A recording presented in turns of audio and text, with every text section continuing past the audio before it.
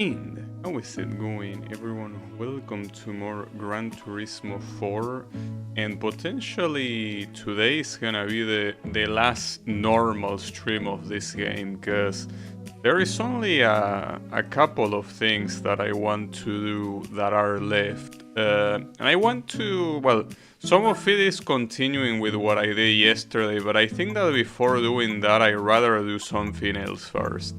But I need to find the car, since I unlocked one yesterday, this one, the shower. Seems to be even faster than the Minolta. It might be. I want to use this thing for the extreme events. Well, the only one remaining, the real circuit tours. So, normally the best idea will be to purchase the racing hard tires instead of using the medium ones that come by default, but I want to see how this thing is by default before doing that. Not to mention, it probably will be more challenging to use medium tires since you need to pit stop, most likely. Well, Laguna Seca is not a long track, but like medium tires in this game are very, very unforgiving. So something tells me it's not gonna be enough. But maybe I'm wrong. What won't be enough is my driving skill at this rate.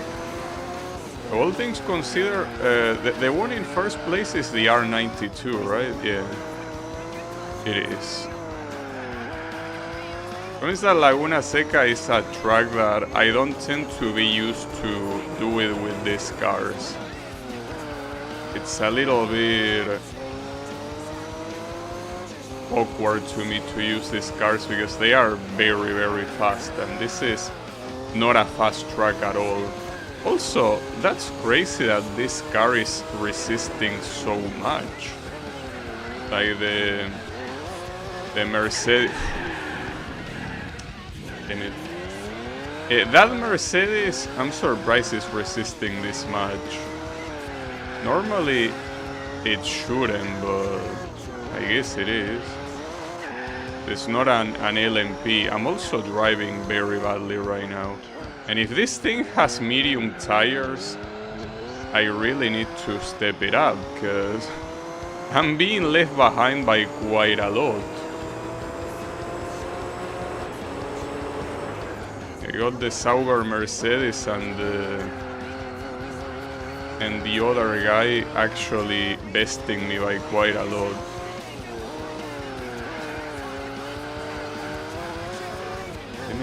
This guy is a problem. I really don't know how he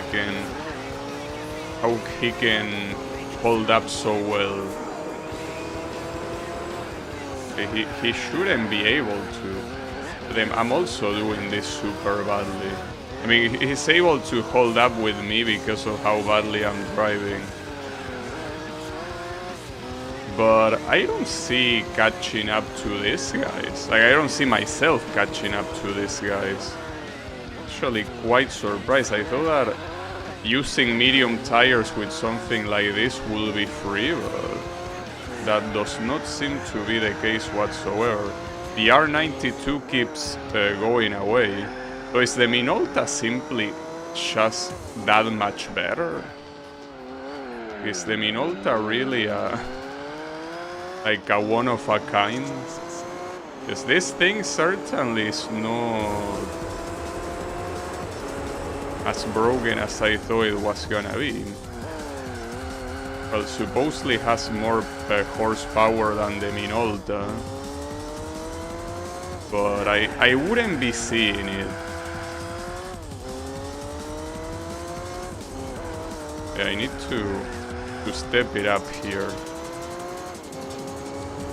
At least, unless I make a mistake, and I did a couple, but I'm not really losing up on time. Like, I'm not being further from him. He seems to stay at that distance, but I'm so surprised I cannot close out at all. Like, I'm actually struggling to close out distance very badly. I wonder if with the Minolta it will be the same story. But maybe it's just the fact that I struggle with LMPs in Laguna Seca and that's it. I think that there was a previous race that I did in Laguna Seca and it went very badly. We will see though. And maybe they are using super soft tires. They wouldn't be doing that. I also don't know what the default tires are for this. I assume they are medium simply because they are in the Minolta. But maybe that's not the case. I'm actually struggling a lot to reach these guys. Being a real problem.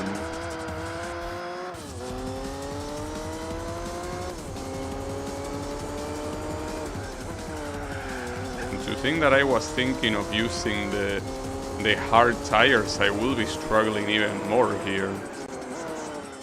There is the very slight chance that I could not pit stop and they would, but I don't see that happening.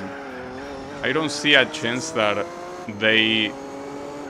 I won't need to pit stop. You can already see that my rear tires are not doing very hot. So that's surprising. Was not expecting to struggle, so is the Minolta really this much better? I know that the mistakes I made at the beginning made me lose a lot of time, but just find it surprising that I cannot even get closer. There is no way the tires survive until the end of the race. But pitting in will essentially mean losing the race. Because I cannot get closer by natural means, so I will have to get closer by unnatural means, which is, in this case, not pitting in, right? And that's very surprising. They also keep, well, particularly the R92 keeps getting further. I don't think the Sauber Mercedes is really getting that far. Seems to, well, I think both are staying more or less in the same place. And my tires are starting to say goodbye. I mean, on the right side, this is a very slow track for a car like this, but I don't think that's gonna help me either. But damn, I certainly was not expecting this sort of stuff. Very messed up.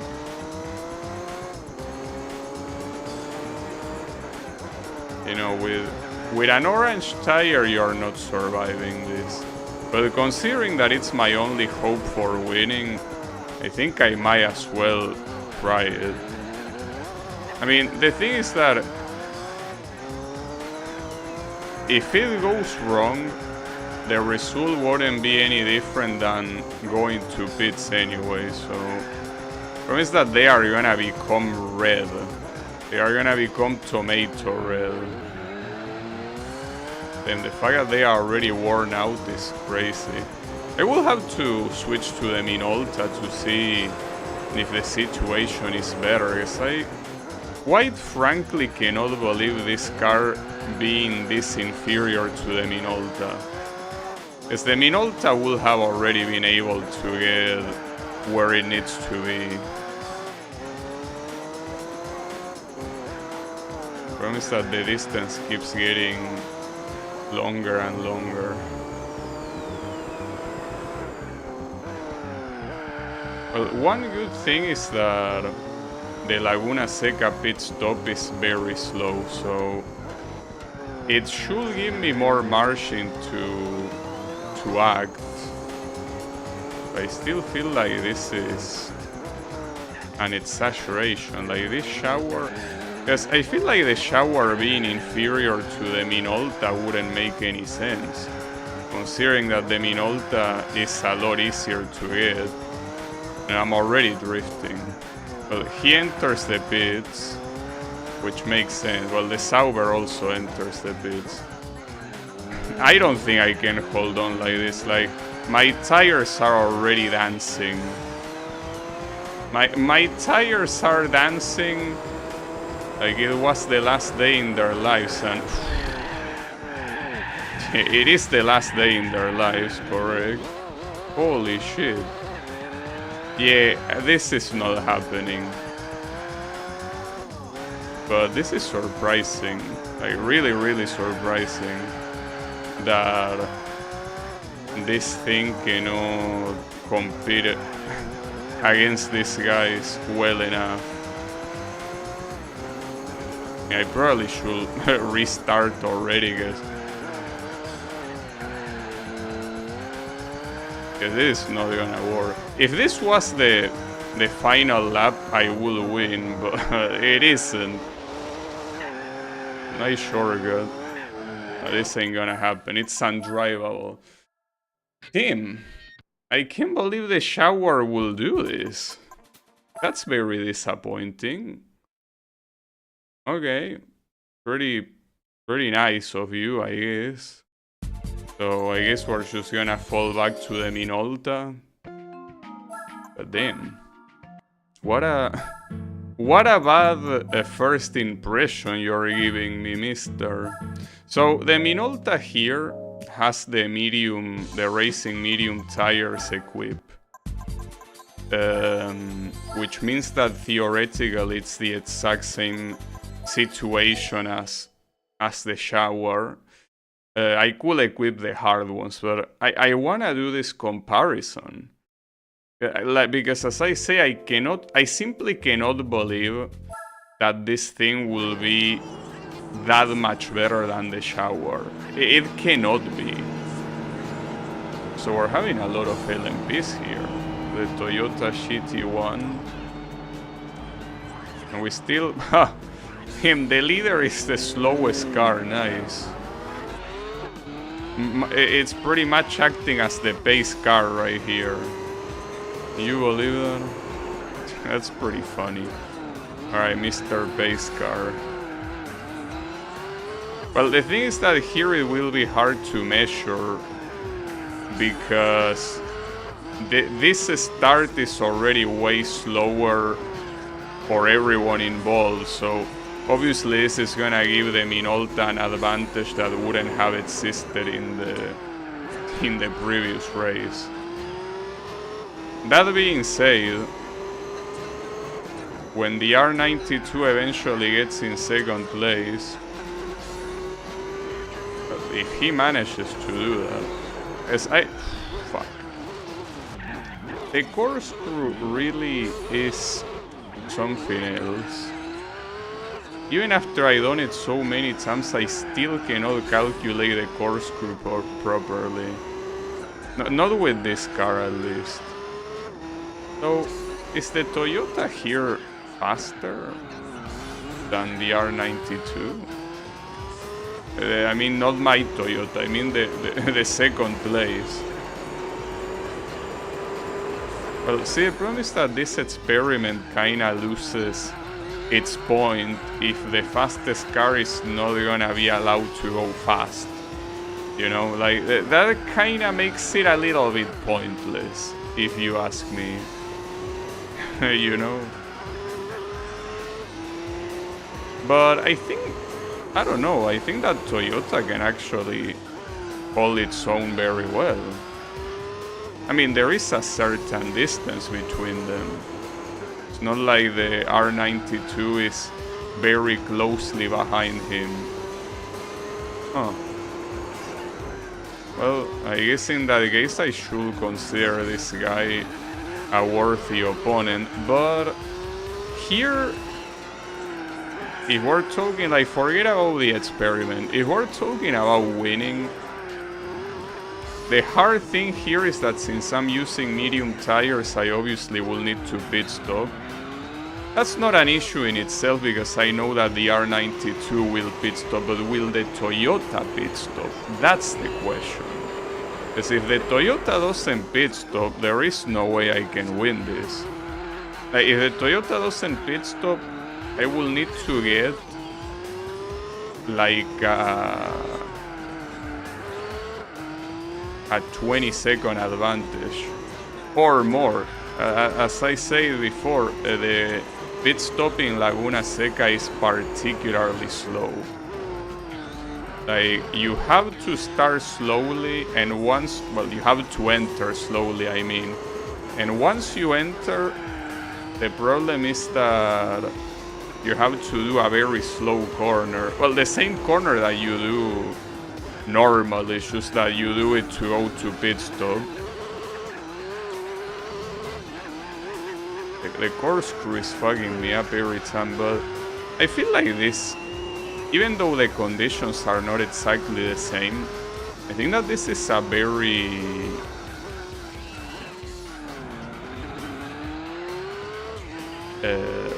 useful experiment.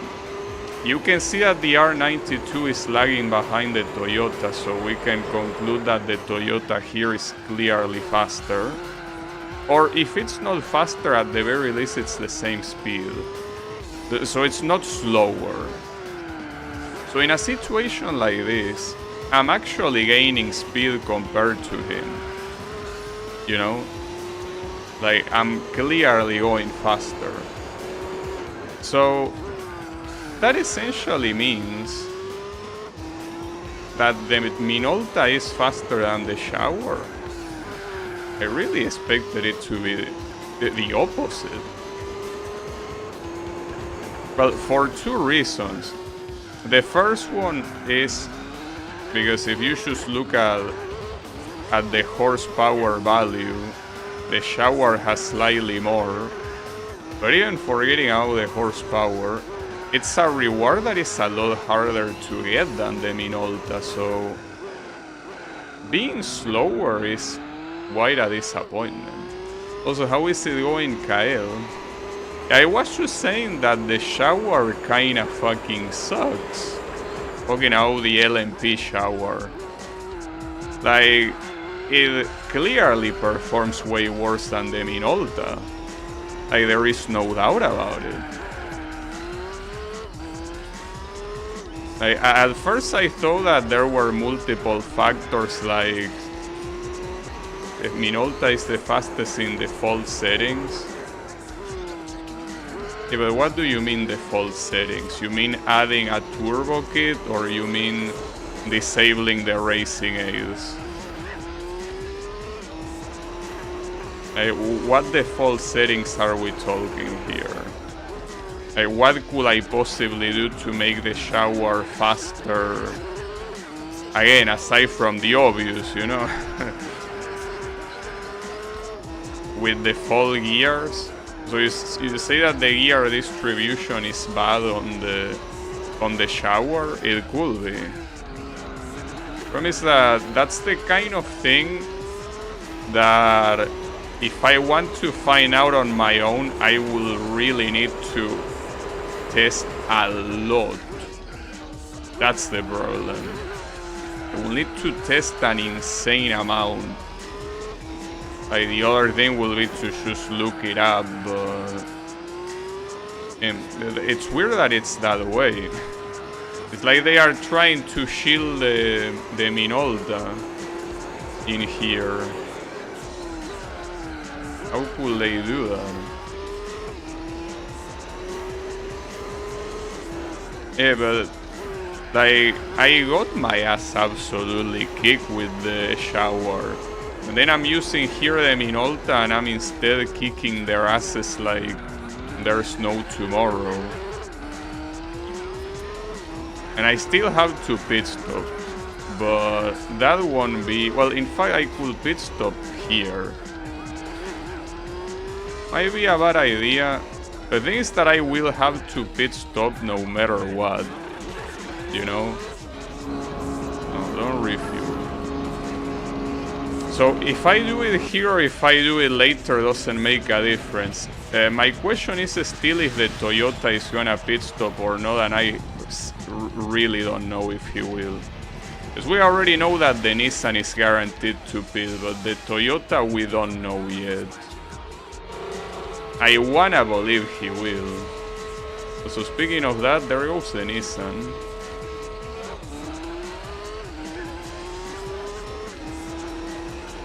Oh, you actually do the whole thing? And that's something that in Gran Turismo 3 they didn't do. This is how it actually is in Laguna Seca.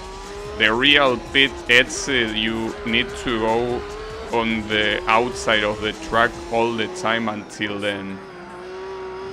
And that's pretty cool that they actually added that little detail. Because in Gran Turismo 3 you just went back to the track like it's nothing. Which is, you know, not how it works in real life. That's cool. That's a cool addition.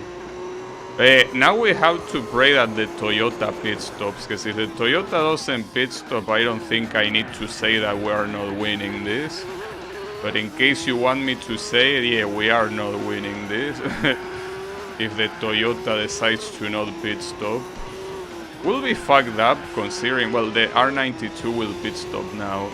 So if anything, that makes things worse, because that means that that guy doesn't have the same durability as the R92, it has more.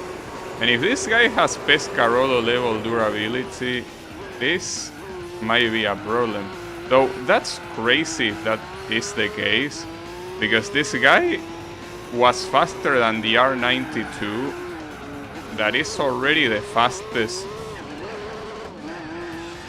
AI. So that will be quite a messed up conclusion.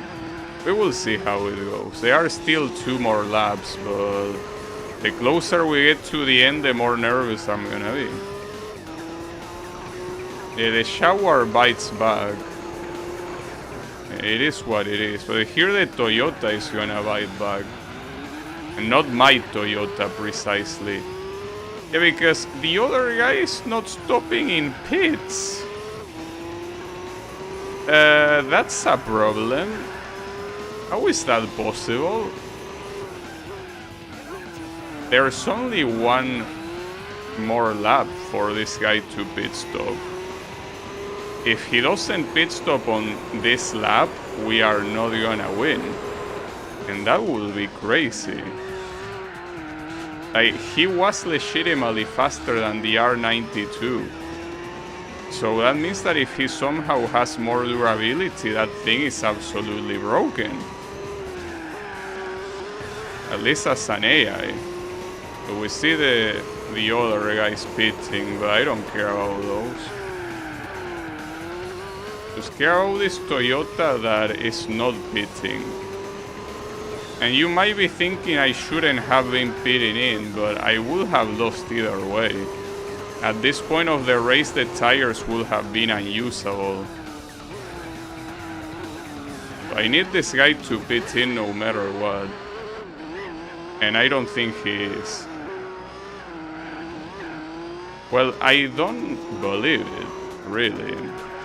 Like, we're gonna lose this one as well. Okay. Interesting. Very, very interesting indeed. Because as I say, we are not gonna win this. Well, that's disappointing. I don't know how to feel about that. I got completely scammed. Because a car like that, there is no way he can hold on that much. That's insane. The only thing that could help me here is the other guys holding him, but I don't think that's gonna happen. He will have to get into a very fierce accident to somehow let me overtake. And I don't think that's happening. Wow, I can't believe what just happened, really. That's unbelievable to me.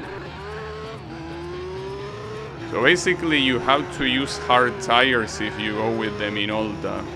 Because if you use medium ones, you cannot win like this. That's disgusting, honestly. Absolutely disgusting. I can't believe it. Well, that's a very bad start, I gotta tell you. Very, very bad start. Horrible start, even. I just don't believe what happened, though. Like, I see it and I don't believe it. Damn. Alright. Well, I guess we're gonna switch to hard tires, and it's just that I wanted to spice these events up a little bit more, but I guess we're not allowed to do that. It depends on the opponent, so that guy is blacklisted. That's for sure. So see, for example, with these opponents, there shouldn't be any problem to go like this. These opponents are basically the same as me. Both the R90, well, R89. But R89 and R92 are basically the same shit. And then the Minolta. So these guys are gonna pit stop the same as me, and the other ones are irrelevant. So in tracks like this, you can do this of using medium tires. But then I cannot believe about that Toyota.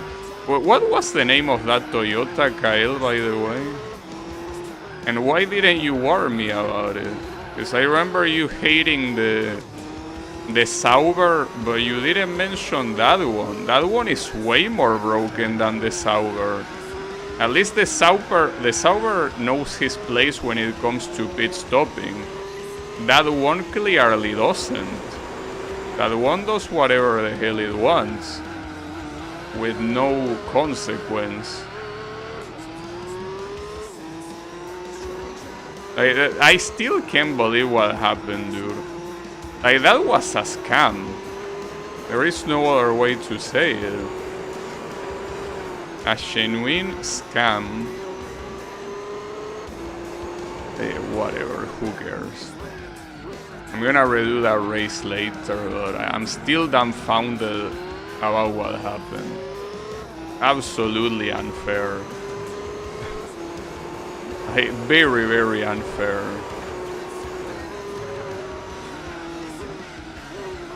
Because at least you will expect a performance hit, like if he's using more sturdy tires or whatever, but no. Nothing of the sort. I don't think that one appears in the Gran Turismo one. Really? I thought this was gonna be the same pool as the World Championship, but you're saying that it doesn't. Alright. It was white with red inscriptions, but it was complete. No, I know the one you're thinking. You're thinking of the shitty one. No, not that one. In fact, that one participated and was like irrelevant with how slow he was. No, it was a white one that essentially, differently from cars like this one, it looked like it didn't have any design. Like it's a concept car and that's the end of that. Because it was fully white except for the rear wing that I think was red, and maybe the sides a little bit. It was a very weird design. Like, definitely the type of car that is most likely not real and simply a concept. Maybe I'm wrong, but it was white and unbeatable apparently. Well, if I use hard tires, he would have eaten shit, but I didn't. And with hard tires, that guy would have eaten so much shit. Yeah, I decided to go for medium because against literally any other opponent, using medium is not a bad idea because they do the same. Like, it's the reason here you will see that it's not a problem whatsoever. You will see that both the Minolta and the R89 will pit stop either in the same lap as me or one lap of difference. But they won't do the same shit that that guy did. it appears in the World Championship. Well, you probably got lucky. Well, I guess I also got lucky that it wasn't an opponent. Toyota 7 shoes that I never got into the first places for me. Maybe it's rare spawn rate. It could be, yeah. Yeah, but that guy, essentially, it seems to have Pescarolo and like endurance in the tires, but it's as fast as the R92, even faster. I mean, in that race he was going against the R92 and he was in front of him. And the R92 could not recover. So that car is just broken. Absolutely broken, at least as an AI. Maybe once you use it yourself it's like nothing. But man, that's very upsetting. It's the first time that I see such an insane robbery. Absolute robbery. Nothing more, nothing less.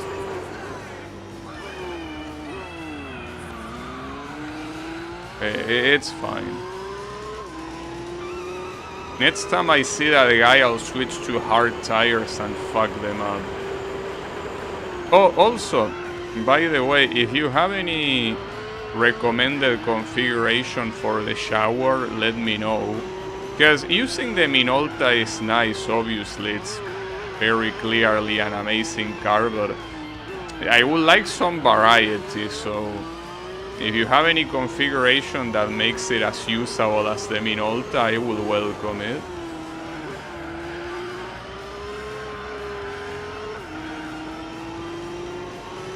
I will definitely welcome it. I mean, you can see that the Minolta here is... It's the reason why I wanted to do some interesting stuff, because if I just use the Minolta like this against these opponents, they will eat shit no matter what. Like, they don't even get close to beating me. I'm gonna pit stop, fuck it. Didn't mean to replenish fuel, but I don't think it matters. I mean, after all, I'm gonna replenish fuel before they are done. Also, that's an insanely long pit lane. And for a lot of that pit lane, you could go full speed. That was funny. Alright. Get to work, misters.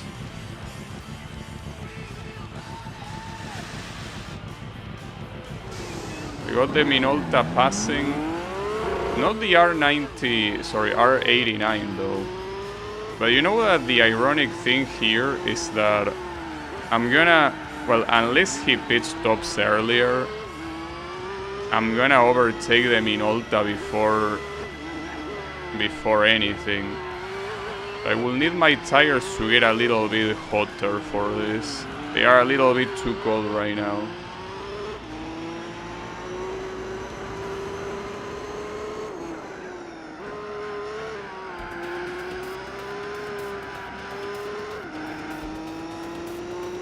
Because let's assume that the Minolta doesn't pit stop.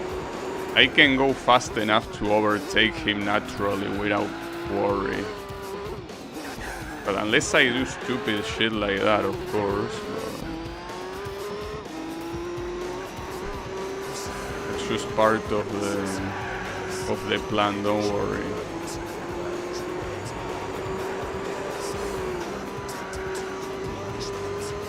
He pit stop anyways.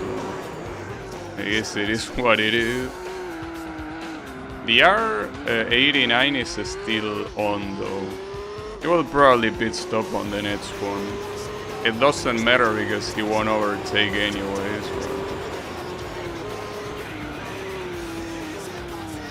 Yeah, I think the Minolta was the fastest one to pit stop, right? Then followed by that. Check the... Wait, hold up. I cannot read that right now. Check that the downforce is set to max and that the assist... And set the assists to 0 and 1. 0 and 1. What do you mean by 0 and 1? The Mazda steering to be so as with the default assist. But hold up, 0 and 1, what does that mean? Like 0 on the first two and 1 on the traction control, or am I missing something?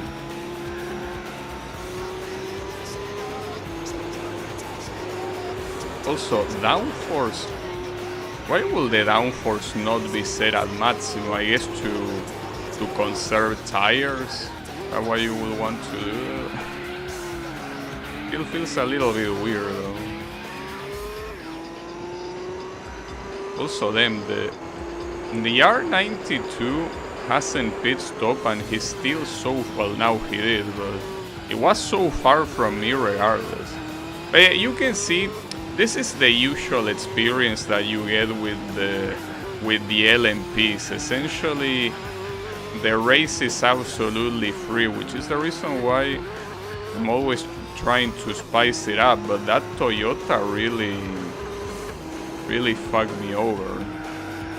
The first time that I see such a blatant cheater like that. 0 in the steering ones and 1 on the wheel spin one. Wait, why will you want it in 1? At that point, why don't you choose disable it? You know? We got a lap car. No worries though. Hey, I could check that. So now I worry that GT1 car is, well, sorry, not GT1, that Toyota 7 you mentioned, yes. I worry that one is gonna show up again and cheat. I don't want him to cheat, you know? Well, not to mention that regardless of if I don't want him to cheat or not, I want to beat his ass.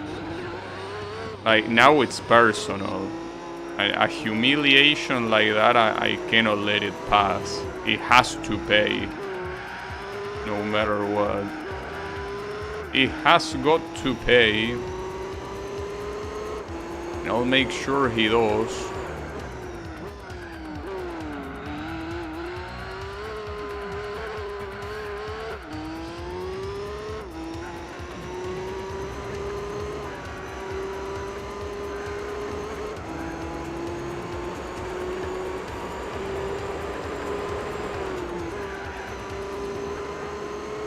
If you had a pedal, you could use R2.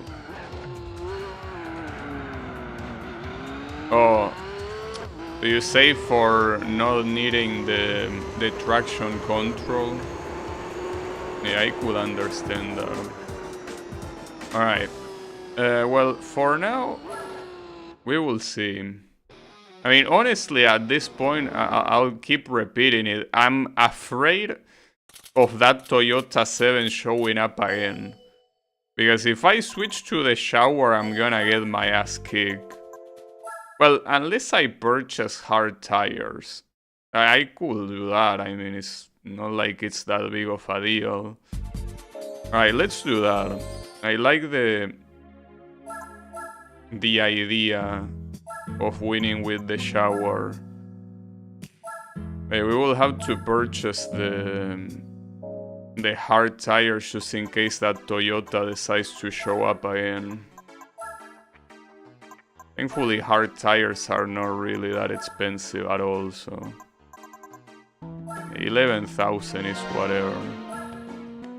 I didn't mean to equip them though, but we can change them later while we change what Kyle just mentioned. Alright, so we go on to extreme. I hope that the next track doesn't suck though, that would be nice. Okay, this is an easy track, thankfully. Fuji Speedway is very easy, and if it's the one with chicanes, you could always do a little bit of cheating. Okay, the Toyota 7 is here. This asshole is here, so Well, the hard tires, we're gonna leave them as that. So driving aids, you say, put this on 0 and the traction control. I feel like I rather leave the traction control in 5, but if you say 1, I'll believe you. And then you say downforce here to maximum. Well, it's already on maximum. You know? Or unless the maximum is the lower number. Well, you say check, and I did check, so I guess it's fine. Alright, we will see how that goes.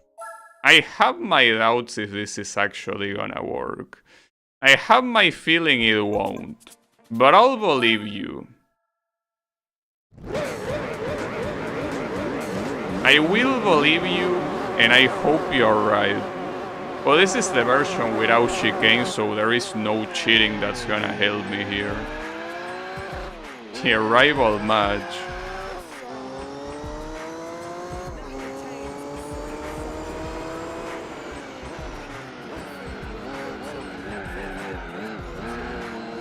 Now, the problem is that obviously with hard tires, the steering will be worse, but that will guarantee that I don't have to pit stop. So at this point, I essentially should have to be faster than the Toyota 7.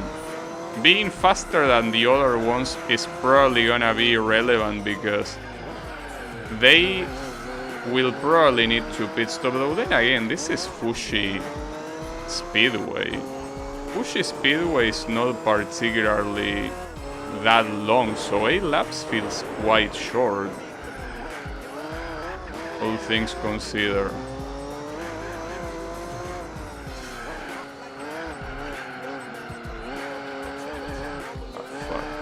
I gotta say that without the other racing aids, it's not that easy to keep it in check, you know.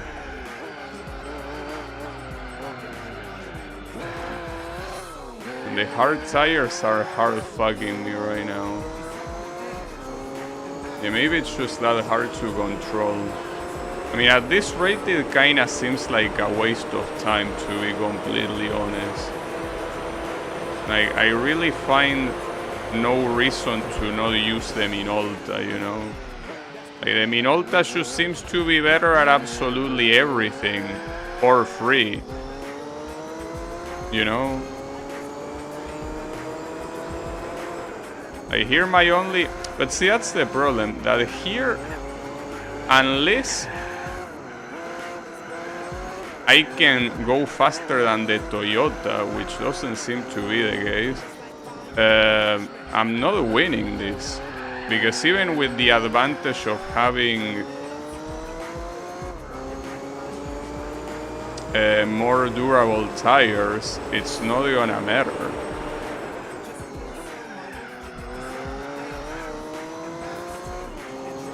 I guess I can make it my objective to overtake the Toyota, but it's looking a little bit hard to do so. I am getting closer though.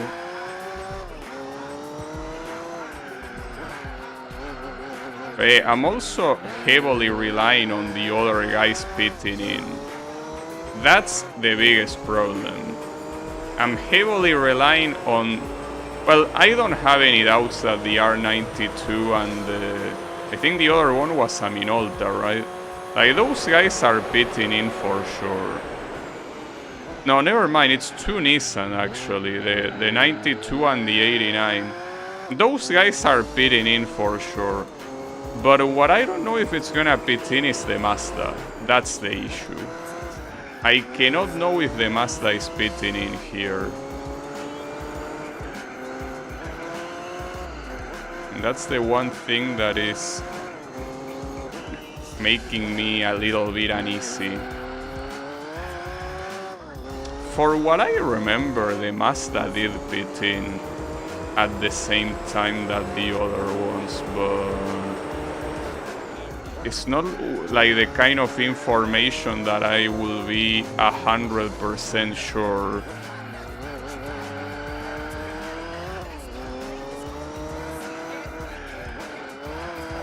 You're right that even in one, the traction control does prevent you from losing control, of course.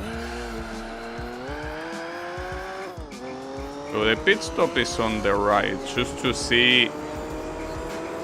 to anticipate this guy's pitting in, but I don't know.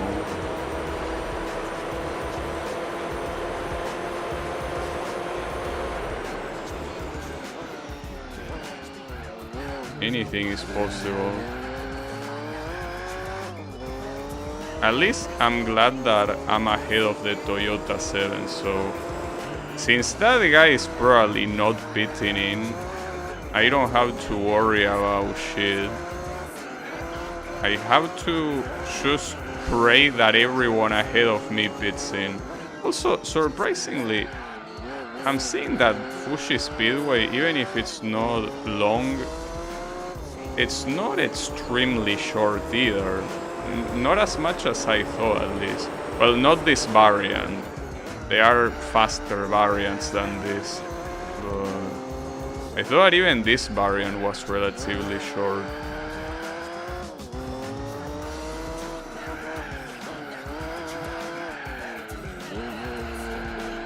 But I'm drifting so much.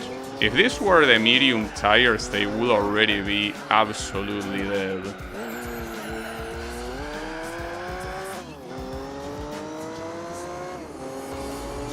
So, should I start panicking if by lap 6 they don't pit in?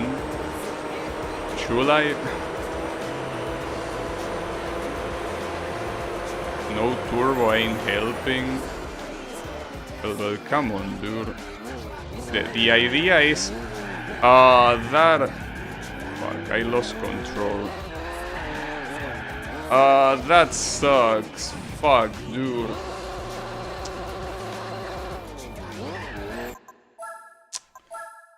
Alright, I'm not touching this car again. Let's make it easy. I'm not touching this trash again. No reason to waste more time than I already did. Let's stick to what works. And this doesn't work. This clearly doesn't work. But yeah, let's not waste more time. I already wasted enough. Because at this rate I won't be able to do everything that I wanted to do today. So I'm just wasting way too much time. I guess to avoid repetition I'm gonna leave Fuji for later, but... Damn, Le Mans and Nürburgring for last? That's pretty funny. Well, that's fine. I mean, Le Mans I should murder these guys without problem. Do I have the medium tires? I do, right? Should I keep them? I'm gonna change them. I don't think I should stick to the medium tires here. Because the thing about Le Mans is that if you don't have enough tires by the end, you are dead. Because you're not gonna be able to pit in. And keep in mind that we're also going against the Pescarolos here. So these guys will well, these guys won't need to pit stop, that's for sure. Stick to the CLK. No, I mean, I just need to stick to a car that doesn't suck, but then that's such a disappointment that the shower sucks that much, dude. Like, that's an insane disappointment. I was really expecting it to at least be on par with the Minolta. At best, obviously, like being better than the Minolta, but it's actually a car you don't have any reason to pick. Like, why will you pick it over the Minolta? I mean, at this point, I wonder how the other cars are. Because I have a feeling that the other cars, like the Sauber, the R92, maybe those are also shit next to the Minolta. Also, the Minolta has another thing that is apparently the highest top speed, which means that in a track like Le Mans it's gonna do perfectly. a track like Le Mans, it's actually gonna shine for what it does best.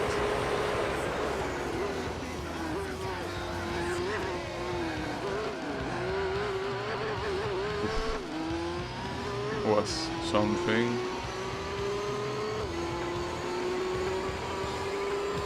I hope that Nürburgring is 2 laps.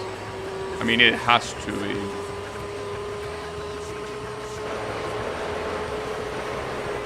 Trying to be around the infamous top LMPs. Well, but according to the game, it is. Look at this.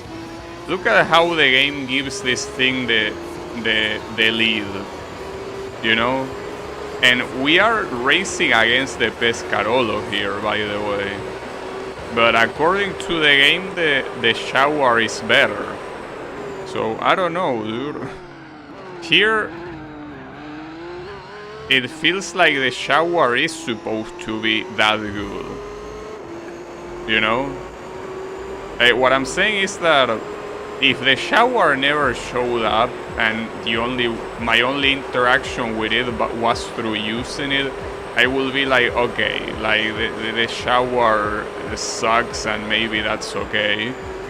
But I'm just going by my interactions with it in races, and you can see that this guy is keeping up with me, which is something that even other cars cannot do. I'm pretty sure the R92 cannot keep up with me. And yet he's keeping up. So, I don't know, dude. Can give a Chaparral a run through? Yeah, well, pretty sure that that's the basics, right? Maybe it's turboed up and shit. But, I mean, it's cool, but that will be pretty sad. I mean, when it comes to horsepower alone, the Jaguar is clearly way better. Sorry. Way better is an exaggeration. It's better than the Minolta if you just look at the horsepower. Problem is, if you don't look at the horsepower and you look at the performance, it isn't. And here I'm not talking about turbos or anything. I'm talking about them in their default state. The Jaguar has 20 horsepower more. And, you know, doesn't seem like it's something that you really see the difference on the track, you know? Like, it doesn't feel like that's the case. You know, it really, really makes you think.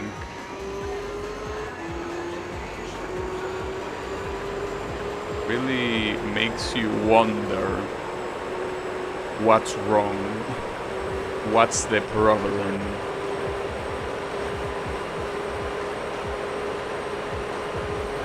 Man.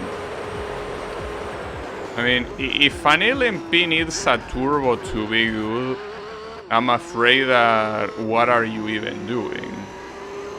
You know? Like... You know, what's the point? You're an LMP, you should be a monster by default.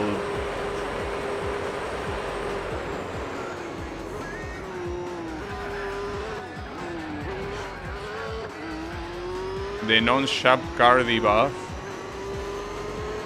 Well, you might be onto some... No, but that's false as well. Okay, no.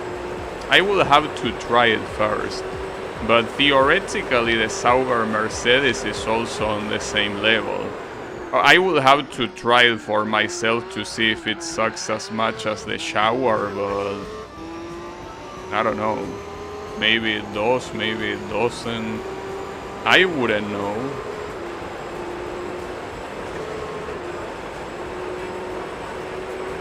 I have no clue. Also, unfortunately, judging by these things that I wasted a little bit of time doing, this might shape up to be more like, it might be a 4-hour stream. I didn't want this to be a 4-hour stream, but it most likely will be. Because the things that are left aside from this are the rally things that I left yesterday. I don't think I can do this in a 3-hour stream. But I also don't want to leave it for tomorrow. I want tomorrow to start with the Formula Championship. So that's why I don't want to bother with these remaining events. I just hope that I can do well though. I mean today. We'll see how the formula thing goes.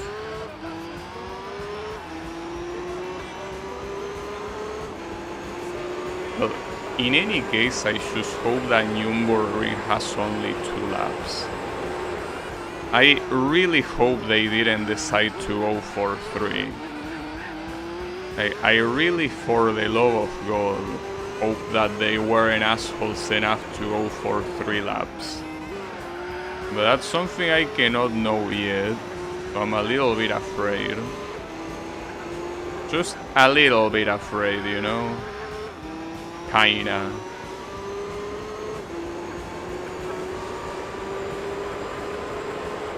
It's crazy. If you just look at the opponent, you will think the Shower is a beast.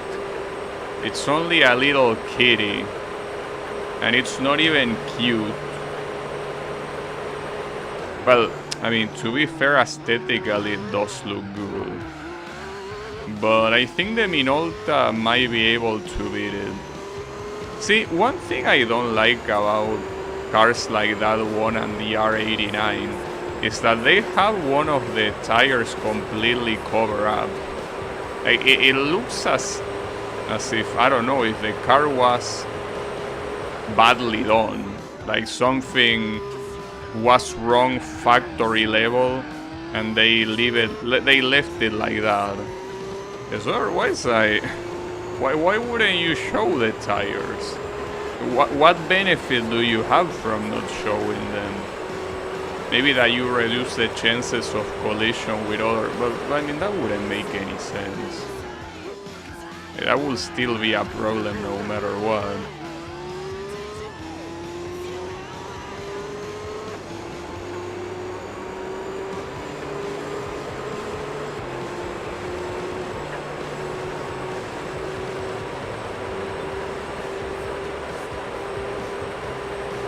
Just gotta tell you, Shower, that you got blacklisted from my mind. You are not gonna make it to another race of mine. You are forever blacklisted. In this game and in any of the coming games too. You are fully blacklisted. It's not only you are useless, but you also made me waste time. In a stream that I cannot afford to waste time. So I'm afraid that you did the worst imaginable to me. So you do not deserve anything good. You don't deserve being used by me.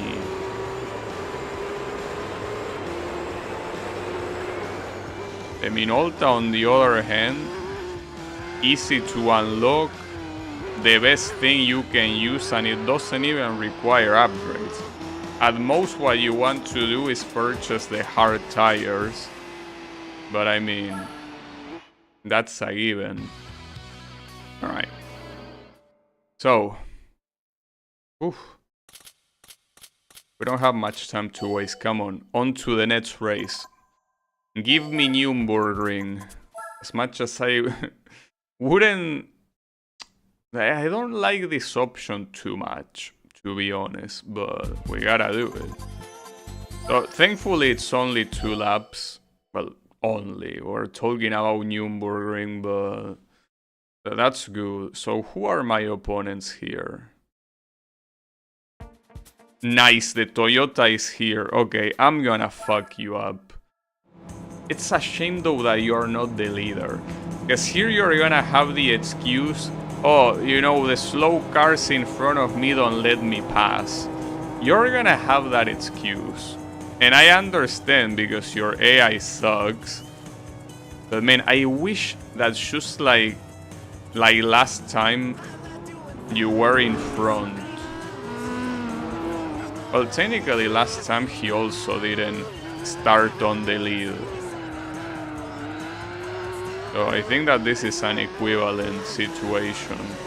We also have the Pescarolo, and the Sauber Mercedes is the gray one, or did I am I mistaken? And it's another one.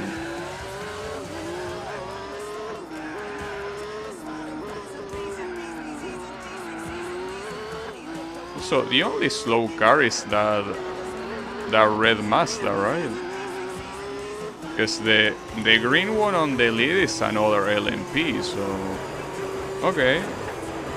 So this will be more balanced than I thought it was gonna be. And the Toyota here is struggling to overtake. Well, there is also another thing that differently from Laguna Seca, Nürburgring has. I got pushed out. It's okay. That's how you're gonna do it. Alright. If I was you, Mr. Grey Car, I would watch out. But you're not even worth my trouble. My real opponent here is the green guy. That's supposed to be a Bentley. Was that the Bentley or was that another one? Oh, the Toyota is here, by the way. So no more excuses. The Toyota came to play.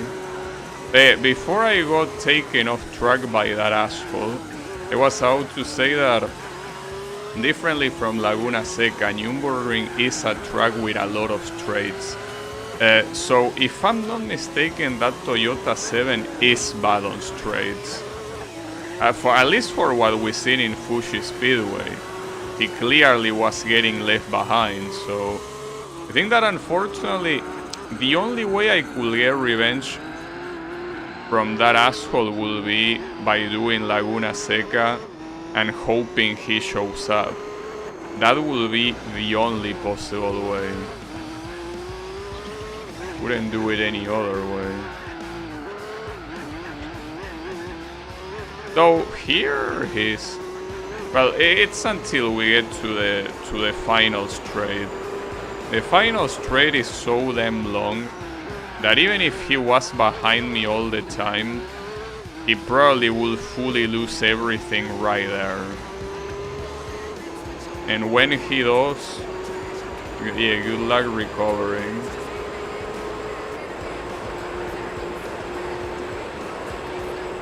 First he has to worry about overtaking the green car, and that doesn't seem to be happening right now.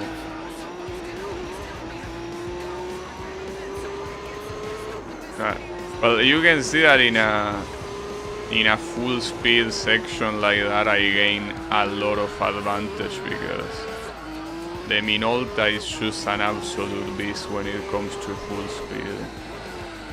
It really is. And I can't believe that I did the carousel properly. I actually don't believe it. It was pretty cool. Ah, shit. Did the carousel properly, but not that one. It's fine. Nobody saw anything. Are you gonna overtake Toyota? Guess, you know? Okay, he did. So now it's on. Now let's see how this guy can deal with me. Keep in mind that this Toyota car is from the 70s. So this asshole is being able to keep up with LMPs that got developed 20 years later. That's something, for sure. That is indeed a problem. Oh, and he's actually gaining distance. mean, as I say, the long straight should make things easier for me, but I'm not so sure.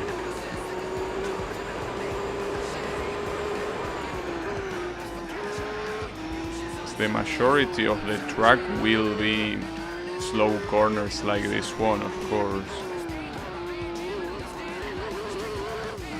Second carousel also done properly.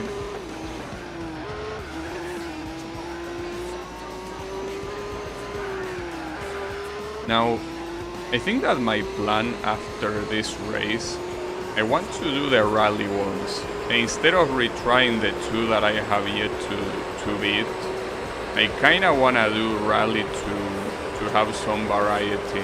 Promise that that's gonna be, if you saw yesterday's stream, winning in the conditions I want to win is very salt inducing. But I gotta do it. It's my duty. Also, yeah, basically I won like 3 seconds off the straight by not doing anything other than, you know, simply fully accelerating, just going forward. Didn't need anything else.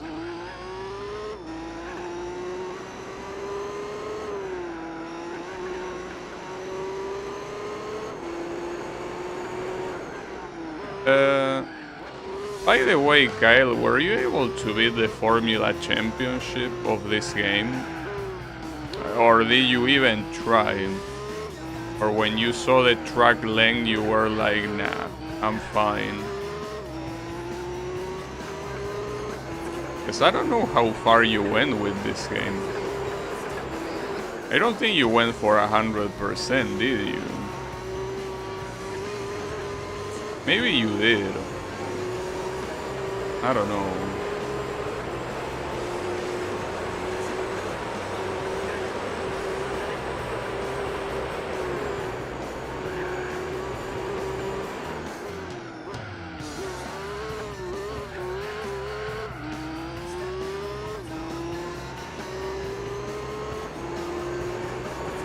If it wasn't for all these trades, this Toyota 7 would actually have a chance. But he doesn't because he simply cannot keep up the speed. It's a shame. I got to where you are right now, but I did much more one-make races. Yeah, it's understandable. I don't like the one-make races, so that's why I didn't bother with them. My idea is, if it's possible tomorrow, to start with the Formula Championship. I will see. Though but that's another thing, and that's the reason why I wanted to have more time today instead of being so clutch with the time. I wanted to see if, like, how the Minolta did against the Formula cars. I'm assuming he won't be able. It's just that I'm surprised that someone said that it's beatable with the Minolta. I understand that they are probably talking about people that are extremely good at the game, but I just cannot imagine. I mean, assuming it's like the previous game, like Gran Turismo 3, there is absolutely no way I can do it. I really lost a lot of time by crashing against walls like a moron. Like, I completely lost control.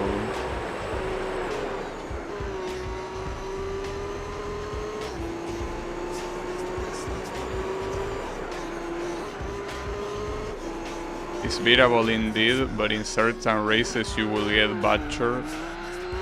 And I will assume that when they mean beatable, they definitely include the turbo kit, right?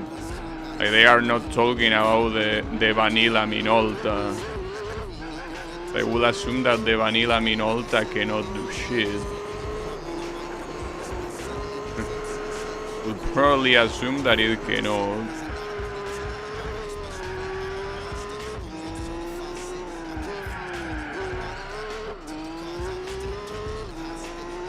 Yeah, exactly, like using the CLK for the World Championship. Yeah, that's what I was saying earlier. Just that I still felt like maybe there could be something, but I guess not. It's not surprising.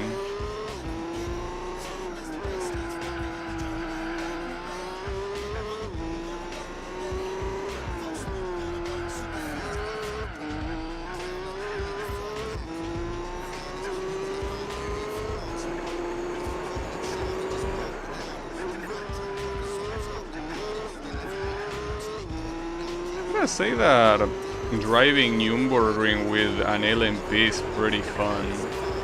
Mostly because there are some sections like this that you go very, very fast and you feel very good because you're going extremely fast in a track that one little mistake means that you're dead. So going fast in places like that feels very good. Also, my tires are getting fucked. Can you imagine that I decided to go for medium tires here? I will be absolutely dead without a doubt, but I'm still surprised at how dead I am with hard tires. Not using fully tuned cars seems kinda not optimal at this stage. Well, in the case of the Minolta, not really. Like, here, if you use the Minolta with hard tires, with anything else by default, there is no way you can lose in any event. Like, the Minolta is just that good. I mean, you can say it's not optimal, but you don't need to be optimal. Like, the Minolta is just that good. And I say the Minolta because, judging by the... Wait, didn't it say 40-something points at the beginning? Or am I losing my mind? Am I losing my mind? I might be losing my mind. Huh. That's weird. It's fine. Don't worry about it. Alright, I'm gonna go to rally though. I will leave these two races for some other time. Well, for today, yes, but for some later today. But basically, Laguna Seca and Fuji Speedway. Alright. So, we need to do rally though. This is gonna be a salt fest, dude. I can already tell you that this is gonna be salty, but the race that I'm gonna start with is Chamonix. Chamonix, every single time I did it, I not only won in the first try, but I also won by a lot in Chamonix. So, something tells me it shouldn't be a problem, but it also is heavily dependent on your opponent.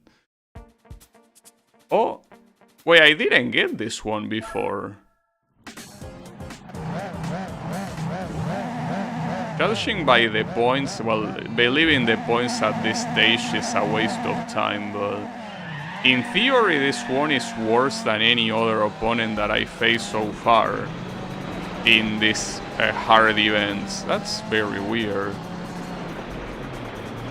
Getting the penalty as expected. Not surprised.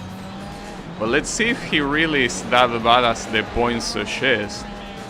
Are you really that bad, Toyota, bro? Are you really that slow? Or are the points full of shit? We will have to find out. Right now he's being able to get further, but that's because I'm not really doing very well. Maybe we are gonna be able to set the difference when we get to the asphalt sections. In the asphalt sections it was also when, against the other cars that were supposedly better, I also got all the advantage. So maybe it's gonna happen here too. And Movistar. Yeah, but this is not the Movistar one, is it? This is the... or wait. Maybe the blue thing is a Movistar. It's hard to tell because they are far. Like the only brand that I see is Castrol, but... and maybe it does say Movistar on the blue. Ah, fuck. The problem here is that it's gonna be extremely hard to overtake this guy.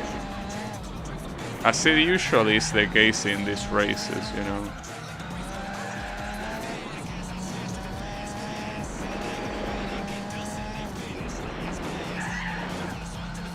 Okay.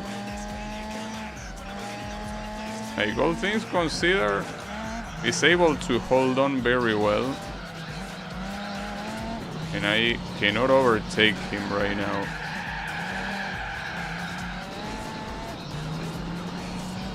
And I'm also not really getting the difference in asphalt either, so... Well, keep in mind that this Toyota is in the same category as I am. It is supposed to be from around the same year as this car is. So, theoretically, this is the most fair opponent I could possibly get. Okay, yeah, I saw the Movistar advertisement there, yeah. This should be... I don't wanna shins... Honestly, I'm not gonna shins me. Let's just enjoy the race, okay? Let's just enjoy it for what it is. No need to say anything unnecessary. Let's enjoy this wonderful race as it is. You know? Why would you do anything else? Differently from that time that I went against that Impreza, it seems that here this guy will be close, despite supposedly being such a better car. Sorry, such a worse car. So that part is the one that does not add up, but I mean, it can happen, I guess. Why not? You know that in a lot of this, especially considering that this is supposed to be rally, I wish that there was an indicator. Like, we have a copilot that say, you know, short right, easy left, you know, long right, whatever, right?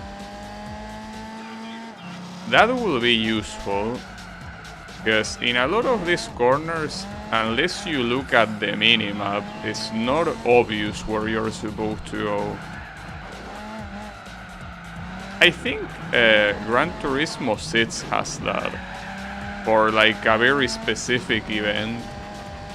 This car, like, this win will not be easy. Like, I was out to say earlier, oh, this is gonna be free. No, it won't. This guy doesn't seem like it's ever gonna leave my back, so we gotta be careful here. This could go very badly. Now, the good thing about this is that the next track after this is asphalt. So we are gonna be able to chill a little bit with this drifting, especially since, depending on the car that I'm gonna go against, I'm most likely gonna switch to the super soft tire, so winning should be pretty much guaranteed without any issues.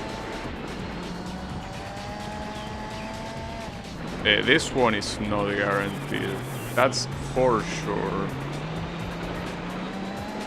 Not at all.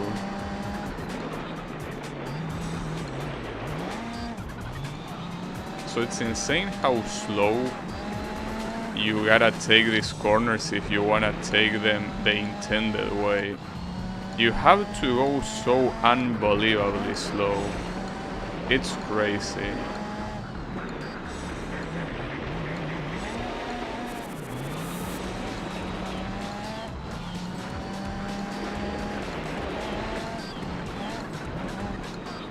This part is the one part in the track that I find it very easy to get lost and not really know what side I'm supposed to steer. The way the side of the track is designed definitely doesn't help.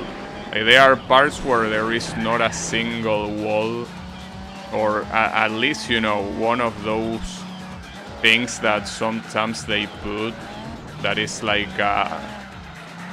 you know, a tape that is like, this is the limit of the track, but sometimes you don't even see that. You should see an open path and you think to yourself, well, this might be the place to go, but no, it isn't. I mean, I say you think to yourself in the sense that you don't really think consciously, you think fast, because these corners approach quickly. And what you think to yourself when you're thinking fast is, oh, I can go there. But no, you cannot go there. That's not the place to go.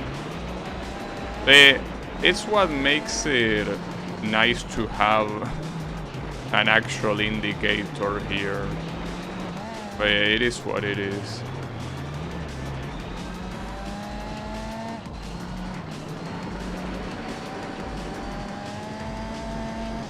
I think at least I'm not really doing these corners too badly, all things considered.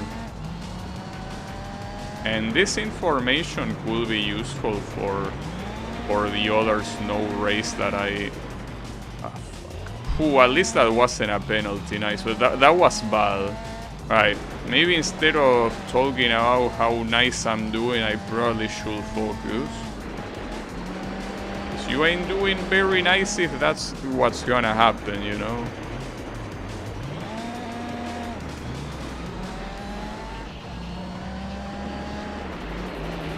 Yeah, at least to know how to go on the inner side of the corner to be able... fuck, not that. That's very bad, but... it's so hard to sometimes control this. At least there is one more lap, but I need to overtake this guy quickly. That's for sure. I'm also glad that wasn't a penalty. I will be very upset if I end up not winning this. But you can lose control so easily at any moment. That's the scary thing about these races. At any moment you should lose speed. And here the difference is very bad, so I need to do something about this. But I can overtake in the same place I did last time, that was here, but that didn't go that well this time.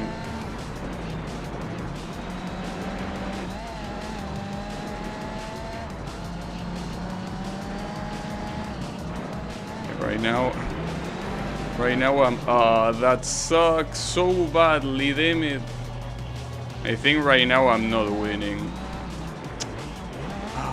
Fuck me, dude, I can't believe that. I think that this is not gonna be a victory at this point. And really it's crazy how quickly victory can escape you like it's nothing. I guess it's time to drive like a madman now. I mean, I will, I don't mind. Oof, that wasn't a penalty somehow.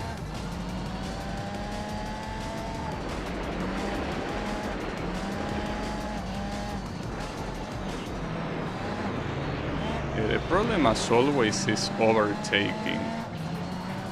The penalty here really is the worst thing they could have added. I know why they put it. I just feel like you at least cannot be that much of an asshole and you have to put it for your opponent too, dude. I will want an equal, like a race in equal conditions, you know? I know that a game like this is not really known for that, considering that any car can race against any car. But...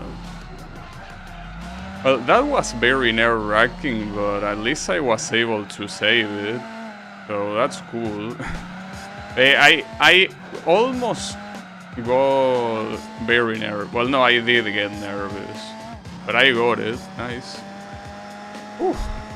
And like that would have been tragic if it wasn't a win, because this is probably one of the, not the longest, but it's one of the longest tracks in this group of events. It would have been devastating to not win this. Especially a very bad start for the rest of the events, but don't worry, we got it without, well, not without issues though. We got it with quite some effort. Also, who's the car here? Do we have? Lancia Stratos. Oh, this is a classic. Surprising that this guy hasn't appeared yet though. You saw the Lancia Delta, but you didn't see the Stratos. Well, maybe he's gonna show up here. So this turned into super soft, but that depends on the opponent. What opponent are we gonna get?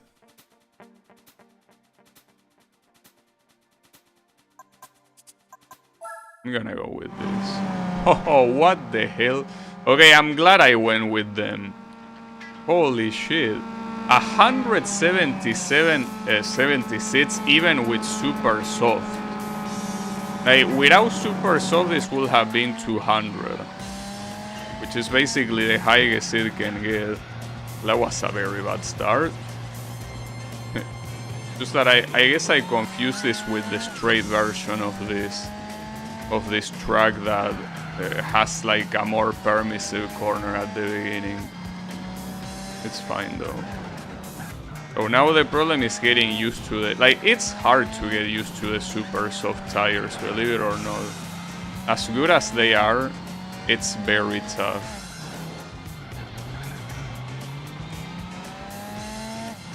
Like, the biggest time gain that I could get is gonna be on the roundabout. That's the only place that I could possibly gain a significant amount of time. Is that by now this guy already has a gigantic difference, in part because of the penalty, but also he definitely has some shit himself. We will see what happens when we cross the finish line, but I might need to retry this. How much is it? Well, the finish line is actually quite far. Well, it could be worse, but I don't think I'm reaching him like this. Let's just retry quickly. Because maybe I'm not able to win this even without the penalty, but I wanna try, because I never race against this guy. Like, apparently this might be the fastest car of the category. No, I think the Ford was faster. I mean, according at least to the A-Spec points, which again don't mean too much, but... yeah, according to that, I think the Ford is faster. I remember that the race against the Ford was very, very painful.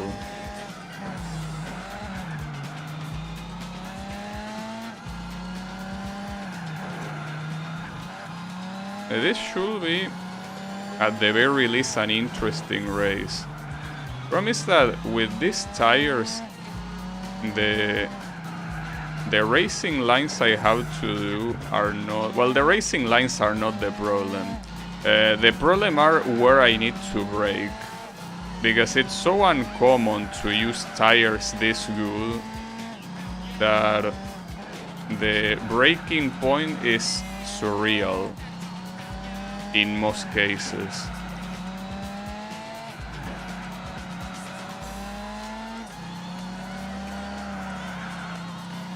So let's see if the roundabout really gives me that much speed.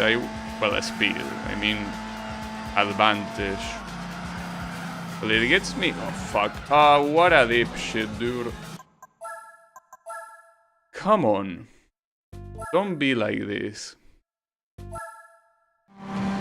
mean, I can win this, but if I get a penalty no matter where, I'm not winning, though. At the same time, considering that I essentially end at the same distance as at the beginning, maybe I actually cannot win this. Because essentially the laps will repeat exactly the same, so not like I'm gaining time anywhere else.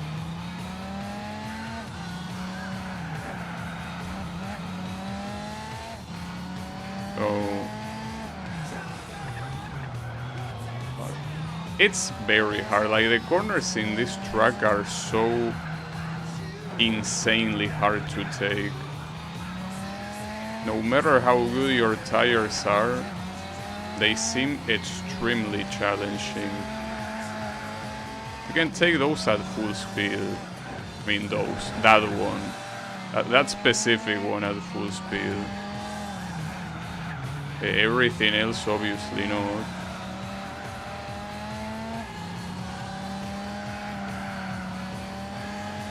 Well, the distance here is not much different from last time, but I really cannot get a penalty. That's what it all boils down to. And this guy is really closing me like that. Problem is that in this main straight, the amount of speed I lose, well, the difference between us gets a lot wider. That's the issue. Yeah, I don't see any other place to recover here. Much as I would like to, I don't see much I can do against a car that is clearly in a very different level than mine. Ooh, that was a very good corner. If I can overtake him in the roundabout, that will be a different story, but I will need to do some magic to block him on the main straight. That sucked.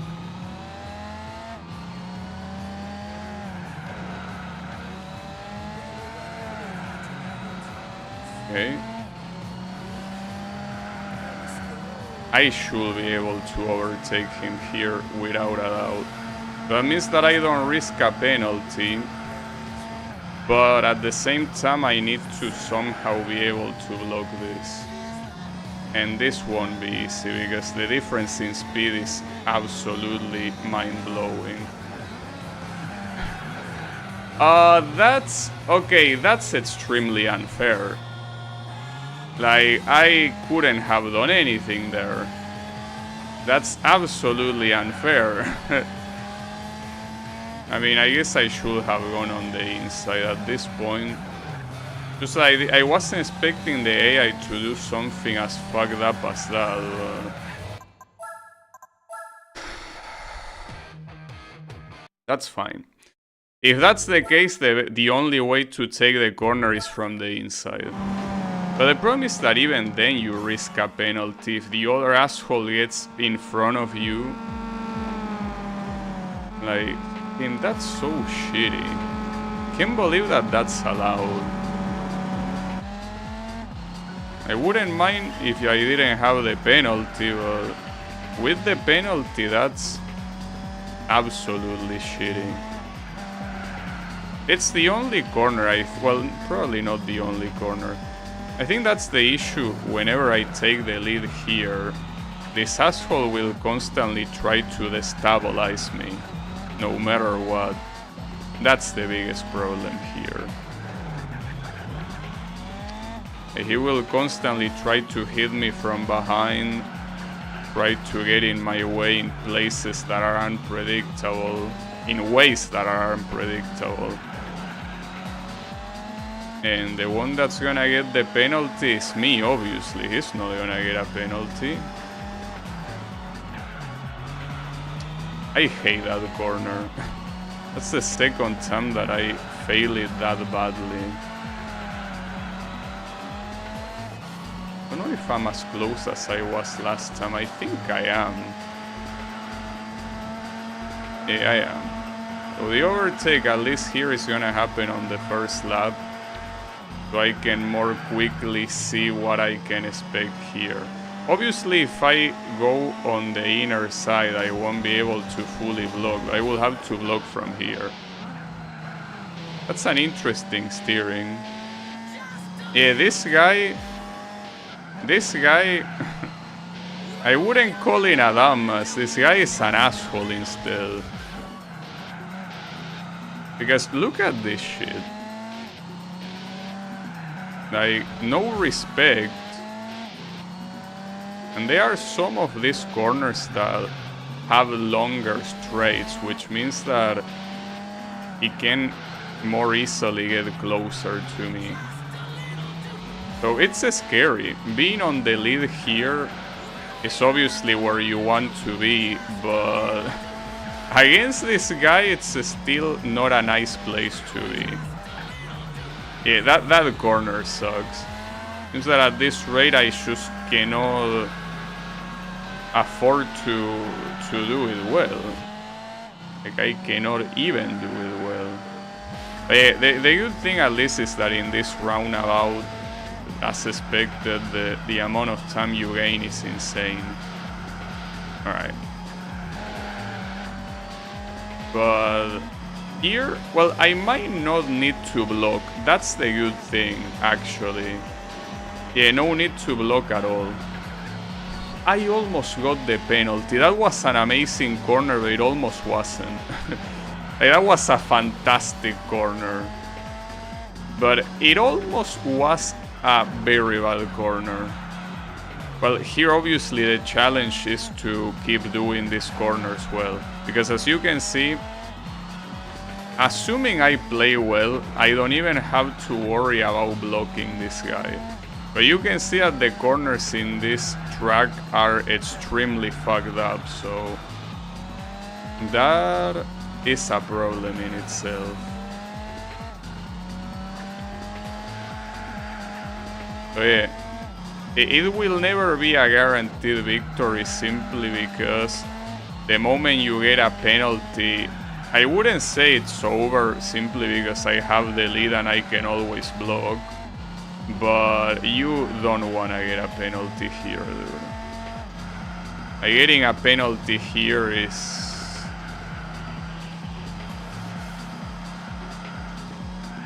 yeah. Poof. Man, you know that this is pretty exhausting, Kyle. I have no one but myself to blame, because if I wanted to easily win these races, I could, but I really want to win this under my own conditions. And this is the only acceptable way for me to win this. I don't accept anything else. But it seems that I can do it. Though I still... the fact that the canyon is still left is something that fills me with fear and salt, probably. So we haven't seen that yet. But we most likely are gonna see some salt on that one. I'm gonna leave that and the first ice track for last, however, but they are there. They are still there. They did not stop being a thing yet. So... take the weights off? No way. I won't. No, because, see, here's the thing. This one... like, this type of challenge, I love it. Well, here you can kinda see that the only challenge is the first lap, and then as long as you don't make mistakes, not that big of a deal. But if instead of this I had a race where I overtake this guy simply because I'm faster, and then I do the rest of the race completely unworried because I already know I'm gonna win, I feel like that will be so shitty. Especially if it was a regular race, I wouldn't mind too much because we already have a lot of those, and a lot of those were very interesting. But these are special races because it's a 1v1 in tracks that do not get used anywhere else in the game, so I want this to be special as well. I don't want this to be simply lol, my car is faster, you lose. I actually want my victory to feel good. And this one, I can tell you it does feel good. And also weird. Check the points out. Check them out here. Look at those points. We get 176. And that's because of the super soft tires. If it wasn't for the super soft tires, this would be 200 easily. Because this car that I'm driving against is in a completely different level speed-wise. But it doesn't matter. So that was the last asphalt race here. The only things left now are dirt races and only one ice race that I left from yesterday. So we go... Oh, we actually unlocked this one. Well, there you have it. Yeah, we got the Peugeot after all. I'm not gonna use it, or probably not. I hope not. So let's go to the Alps. This is a very cool track, but ironically, if I race against that same car from the previous race, I don't know if I will win. Oh, and we're gonna do it. Well, we're gonna find out. Maybe not. Because here, being in supposedly equal conditions, I'm not faster than him, and this is an extremely straightforward track. So I kinda doubt that I can win this, but I want to see how bad it is before I re-roll. Like, I just want to see how badly I'm gonna get fucked. It seems like it's gonna be quite a lot by the looks of it. See, one thing is fighting against this car. Oh, what? That's an accident, isn't it? But didn't seem to matter too much, though. He was jumping straight to the wall. It looked pretty funny. Another problem is that him being in front of me means that this dust makes it super hard for me to see what's ahead of me. But I don't think this is possible. Like, this guy is just in a completely different level that I cannot reach. So this will have to be a reroll and hoping he doesn't appear again. It is clearly not doable.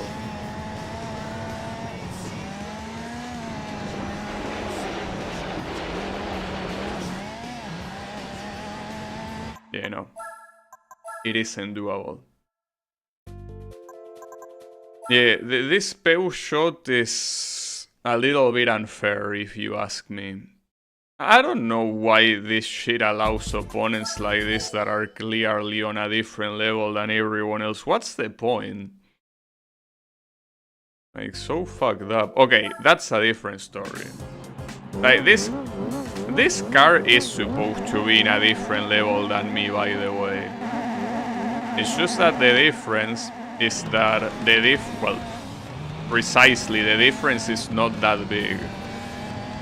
Like, we are almost exactly the same car, it's just that he's slightly more modern. Well, as we saw, being modern doesn't seem to matter much, but he's certainly faster than me. That part is sure.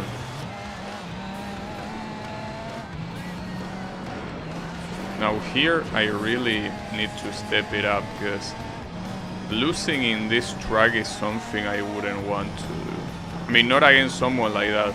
Against the previous guy, it's inevitable because he's a cheating piece of shit, but against this guy, losing will feel very bad.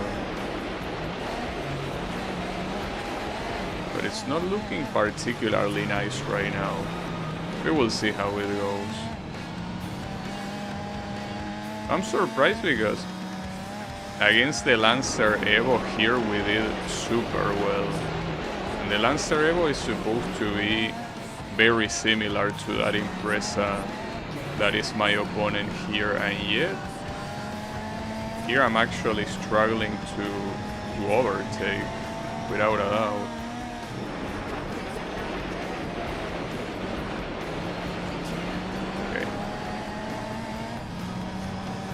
At least I'm still differently from the other guy. I'm still very close to him. Oh, come on. And what else will you suggest I will do there? There's nothing I could have done. God damn it. Notice that with something like that, I don't see myself winning. Especially because it was a penalty right before a straight. So that loss of time, I think that this will have to go to a reset. Damn it, dude. I hate the penalties here so fucking much. So absurdly unnecessary. It's almost getting at a 5-second distance right now, so not sure if I can do much to reach him. I would really like to reach him here, without a doubt. I want to close the gap.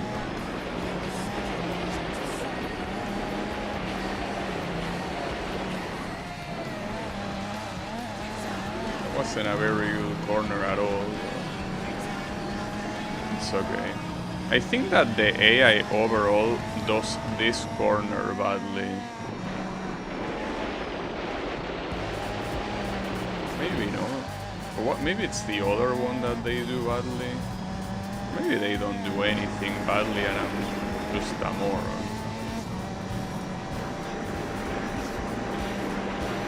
I think that they take that one a lot slower than I do. I take it at full speed, but they seem to disagree with me a little bit. Well, I can still reach him, but it will all depend on if this shit wants to give me a penalty or not. It will fully depend on that.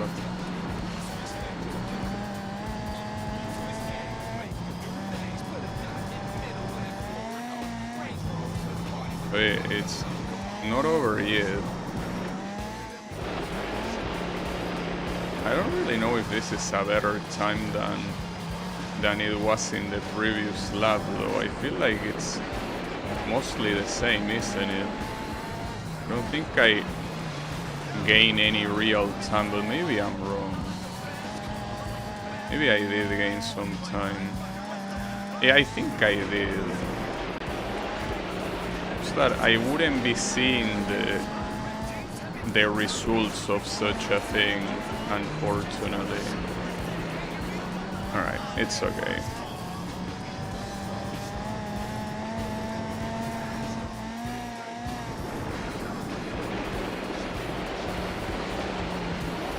Okay. Yeah, if he takes the next corner slowly, I should be able to go very close to him. I missed that again. If he gets another penalty, yeah, I don't know why he brakes on that corner. That seems like such a bad idea. I almost got a penalty there. We basically know that. Well, that's probably the reason in the first place why it seems that I can always do so well on this track, because my opponents always lose a lot of time in that one specific corner. Not sure why, but they seem to love it. They just really like it. They cannot help themselves. Okay.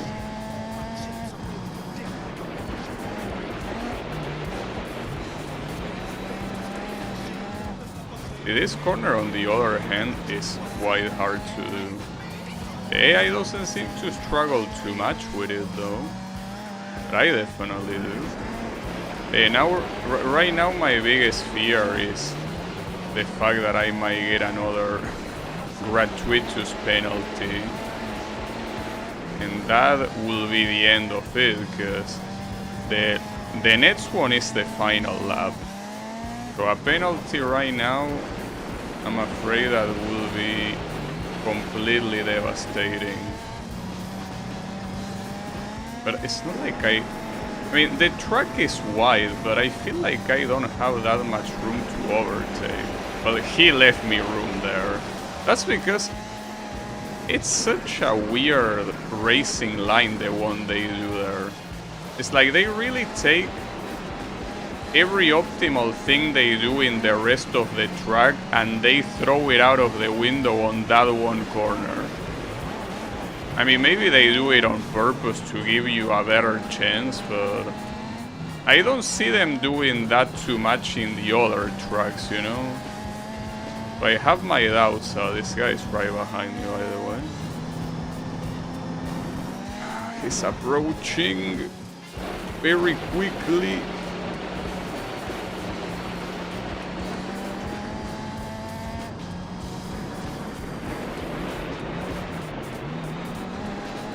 I'll try to go as close to the inner side of the corner as I can. It's the only way you can make sure these guys are not gonna overtake you. Well, unless you go so slow that going on the outer side is faster. You will have to do it extremely slow for that to be the case. Alright, this corner that comes up here will be extremely important. Because if he managed to either overtake or get a penalty out of me... No, he didn't do either, okay. Well, I win. Nice, that was a cool race. Like, I didn't know the outcome of the race until, like, the final lap, so that was pretty cool. See, it's what I say, this is the kind of thing that you will miss if you go full Terminator and just like bring the best of the best you can bring. Like, if you do that, this is gonna be a snooze fest, and the fact that it's 5 laps wouldn't help that. But if you do it like this, precisely because it's 5 laps, is that it makes it so interesting, because everything can change at any moment. For better or for worse, obviously, but that's what makes it exciting. That's a very ugly car.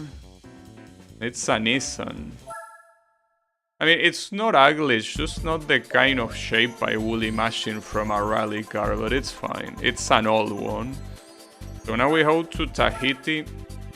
Last time in this track, I went against an impossible opponent and I ended up winning anyways. I don't know what's gonna happen here. Oh, well, it's gonna be the same. It's just that this guy is even worse. I'm pretty sure I tried going against this guy and lost. Well, not just lost. I didn't even try because he was so far from me. The same thing is most likely gonna happen here, by the way. Oh, though that was a bad start for him. Well, that's weird. You didn't start that badly last time, didn't you? Why are you starting so badly now? Like last time, your acceleration, I remember starting slow, but you immediately corrected and went faster than me, so... Surprised that that happens to you here. I'm not complaining though, but keep in mind that despite that and despite the fact that I have the lead here, this guy is way faster than me. The car at least. So that means that the most optimal way of... Well, optimal, I don't know, but... The most recommendable thing to do, well, it's not that, basically. That's not what you wanna do. So you want to go to the inner side as much as you can, simply to make sure he cannot overtake. Well, and here you want to use this camera to block. You don't have much alternative. So actually, it might not even be a good idea considering how little you can see of the road.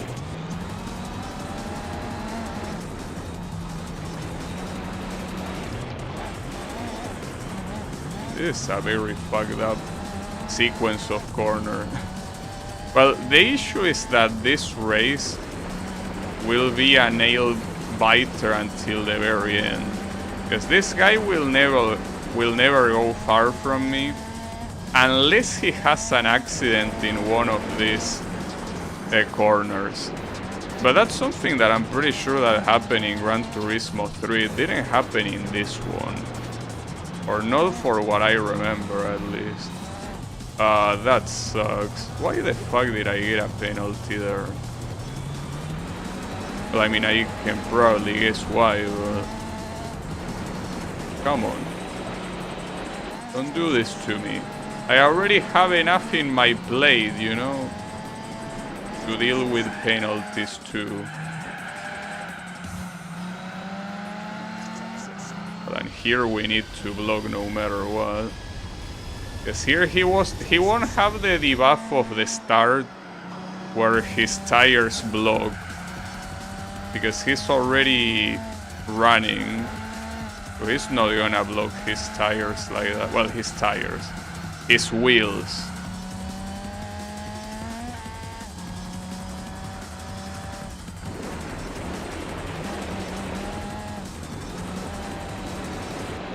This will be... Honestly, the best thing I can do right now is restart. But the issue is that... Like, the adventurer part of me does not want to restart. The logical part of me wants to restart, but... I mean, especially with the lead, which I'm probably gonna lose at any time now, but... If I take the corners like a madman though, he should not really reach me that badly. Just that it looks ugly to take the corners that way, obviously, but it's the only way I can more or less try to get far from him. Because if I take the corners either the intended way or a way that doesn't look ugly, he's gonna harass me constantly, and that ain't good, you know. We don't want that. I also wonder if you're gonna get the Suzuki Escudo at some point, because you know that the Suzuki Escudo has not shown up a single time as an opponent in anything, not just in this rally event.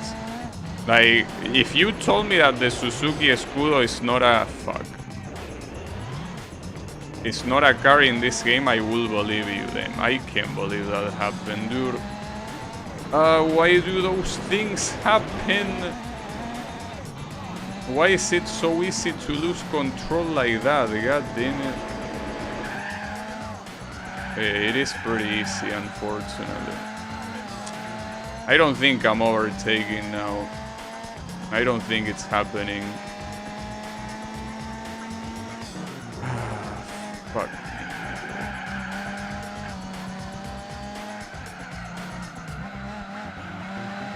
I blame the Suzuki Escudo for that.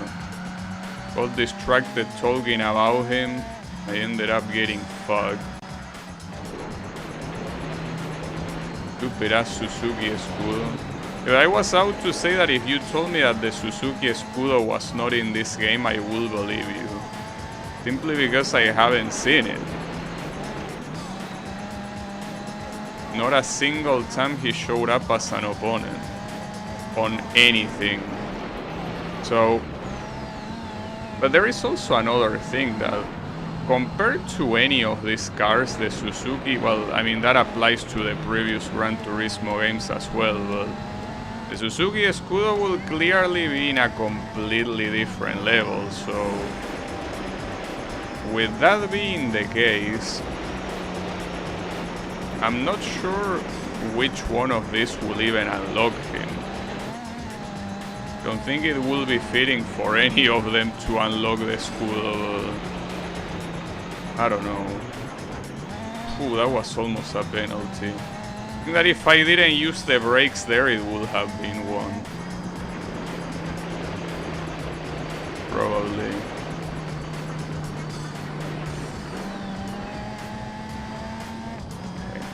And this is such a tense race, dude.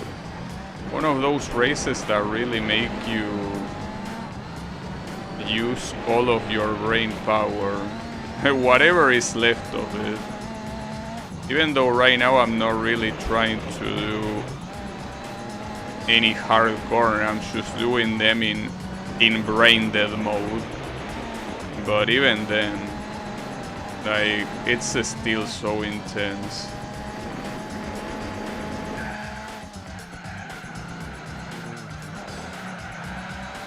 I think I did that asphalt corner as good as I could. Alright.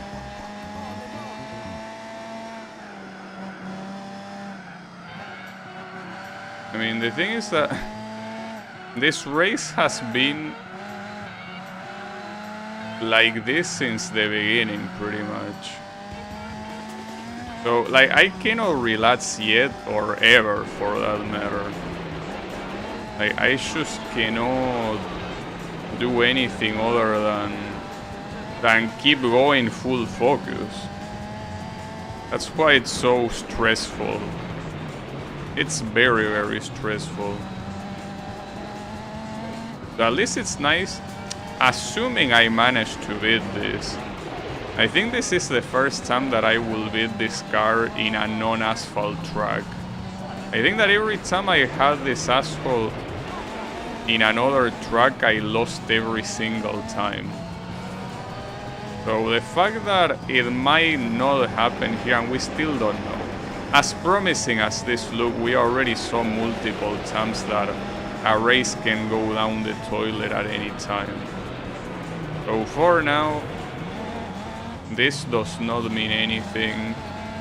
Well, in fact, that spin that I had in, I don't know if the second or the third lap, that spin was completely unexpected. And it could happen again, but that's not the only thing that could happen again. I could also get a penalty, easily. And if that happens, well, I'm home. You could say, yeah, depending on where you get the penalty. But no, I think I'm bone either way, if you ask me. No matter what happens... Oh, he got an accident! No way! So it can actually happen on Gran Turismo 4 as well. That's pretty funny, but you know what will be even funnier? That he will be able to reach me regardless. That's what's gonna be funny. Like, it's all funny here, like, what a moron. But yeah, what a moron that he's still gonna be right behind me when you least expect him. And that's pretty nice. I like when unexpected shit happens. And it wasn't even my fault, you know. He did it by himself. But yeah, don't worry. With one full lap remaining, this guy can easily be right behind us at any time now. Without any doubts. At any time he could show up there, give us a jump scare, and increase the overall tension, you know, to unprecedented numbers. Well, unprecedented levels, I meant to say, whatever. You can measure the tension in numbers probably as well. Alright, so let's see what happens. In fact, I'm trying to go as risk-free as possible. Because you know that the time I spin was the time I was trying to drive like an asshole, instead of trying to drive more or less the intended way. So here I'm trying to not drive like an asshole, to make it as risk-free as possible, and maybe it's gonna work. Or maybe no. Or maybe he's gonna reach... Well, the fact that he's gonna reach me faster is probably the case, but... It should be less risky. This is how you're supposed to do these corners. This is like the elegant way, the intended way of doing them. You know, not crashing against anything. Well, and so far he's maintaining himself in the 10-second gap, so that all things considered, it's not like I'm doing that much slower at all. Wouldn't even say that I'm doing slower. So he actually was not able to reach me. Pretty interesting. Well, that was a victory. Pretty nice, even with an unexpected twist and everything. Judging by the time I got there, it was slower than the other time that I got it was 1 second slower than the time that I drive, like, quote-unquote badly. So you do lose a little bit of time, but will be worse. But that was a pretty cool victory. I like it. Seems like that track always gives you nice races. Huh. Hey, look at what we have here. The classic. Nice. This is a classic car. A classic mostly because of the name. Basically, that word in Spanish means what will be like the, you know, like what people now say Gunner. It means that in Spanish, but it's a very old word. Like, unlike Gunner, that's an actual very old word. So that's pretty funny. El Pajugo. That's a funny one. Pretty nice reward. I ain't gonna use it. I already have myself for that. I don't need the help of a car. Yeah. Don't worry about it. Well, I guess it depends, because you know that the internet likes to come up with new terms every day. So yeah, it's what, you know, some people also like to call Coomer. That's what that word means. Whatever version of that word that you like to use, well, that's what it means. Yeah, well, it can mean lazy here too, you know. It's just that it depends on the context. But yeah, here it means lazy as well, assuming you're using it in that context. Otherwise, it means the other thing. I mean, it's because it's kind of like they are connected.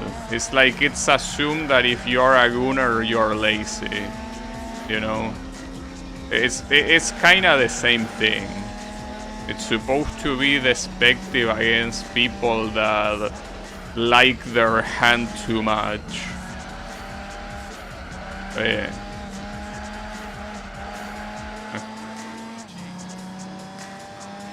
Oh, damn, I almost went to the left.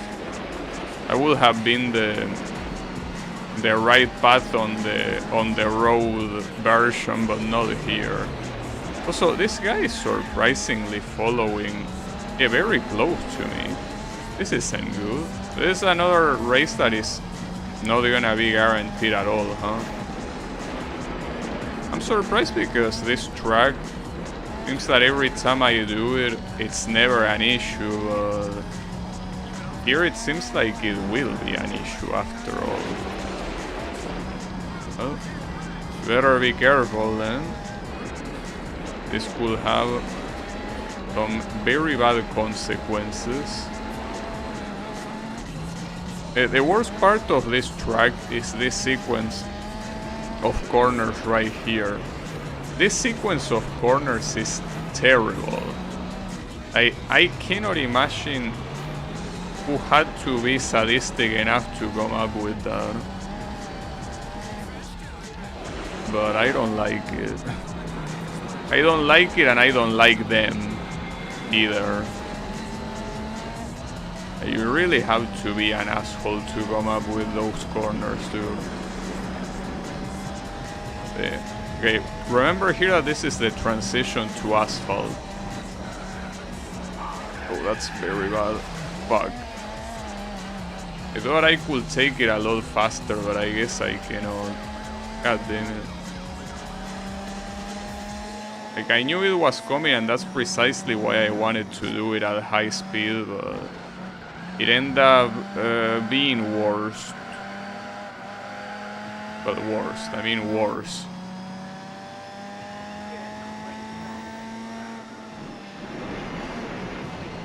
Damn it, really, the penalty? That ain't good. We might need to restart. We might actually need a restart here. I'm not happy with that, mind you. But I'm not sure if I'm recovering this. Because overall, I'm not really going faster than this guy. Just that I could overtake him at the beginning of the lap. And that's it, but I'm not really doing the lap faster than him. Like the whole lap. So this seems like a problem. But I might be able to. Let's see. Not over yet.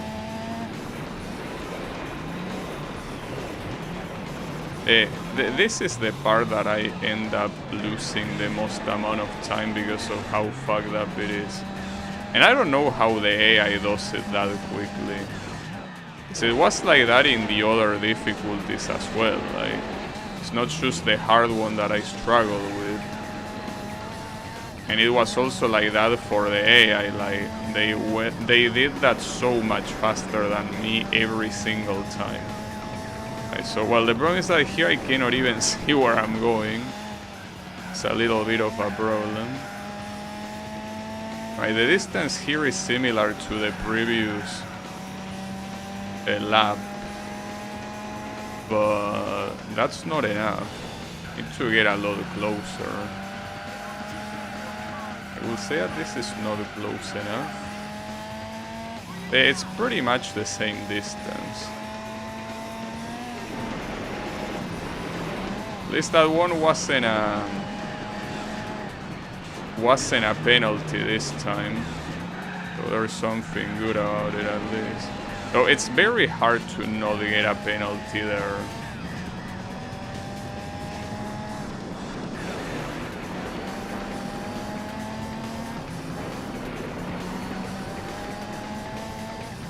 Damn, I really don't like this guy. Oh, fuck, well that will be a penalty, damn it! You have so little control on a champ like that. Like, what else you want me to do, bro? That's fine, I'll still keep going. Even though it most likely will be an absolute waste of time to continue with this attempt. I just wanna continue.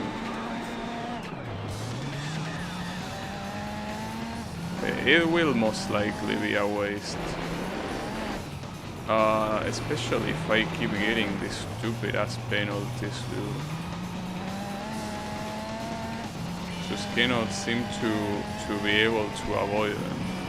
I will have to compensate here by going very, very fast, but it's of course it's dangerous in itself. Yeah, because of that. No, this isn't gonna go anywhere. Damn it, that sucks. This isn't gonna go anywhere.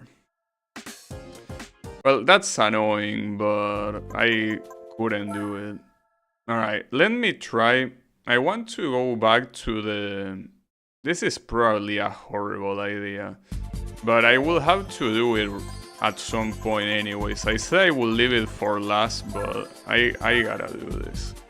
Problem is that in this one, depending on the opponent, this is gonna be impossible. Well, it's already hard enough with the easier opponents. Okay, at least it's the Impreza, yeah, whatever.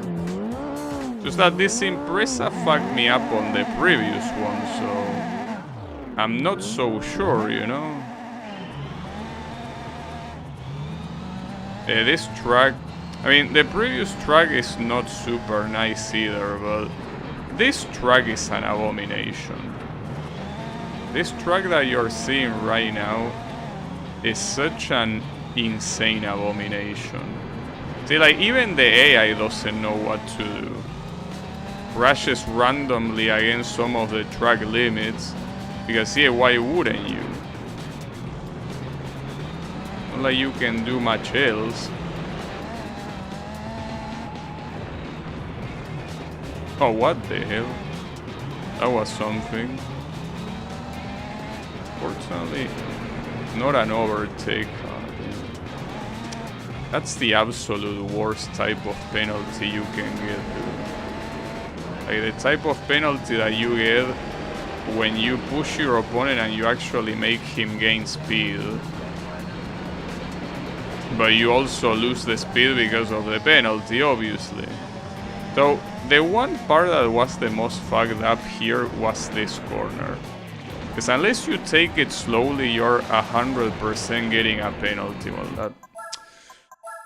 how can a track be so shit, dude? I feel like it shouldn't be physically possible for a track to be this shit. But it is. This track is so unbelievably shit. It's crazy. It's actually crazy.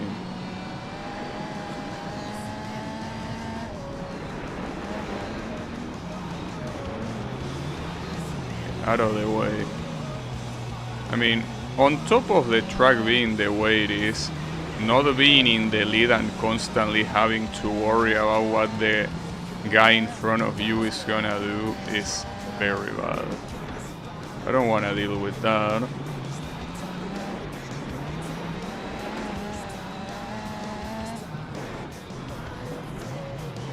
I mean, it's because of the penalty, obviously. That's the issue with having a guy in front of you. Wouldn't be that bad if because you know that a lot of these pushes, if this was rallycross, they wouldn't even be illegal. Like, pushing them from behind slightly is not really something that is not allowed.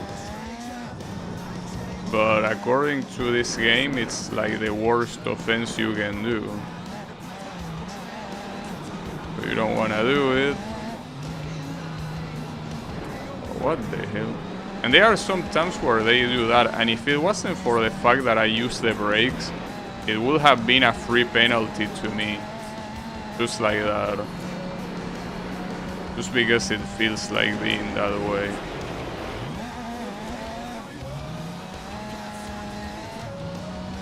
I don't know, I don't see this ending very positively for me.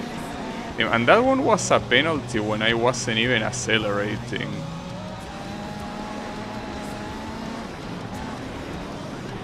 Oh, fuck you, dude.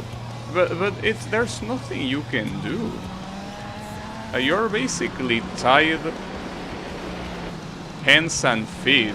There's nothing you're allowed to do in this shit to overtake. Hey, come on, dude. This is not a track like Fuji Speedway where you have more than enough room to overtake.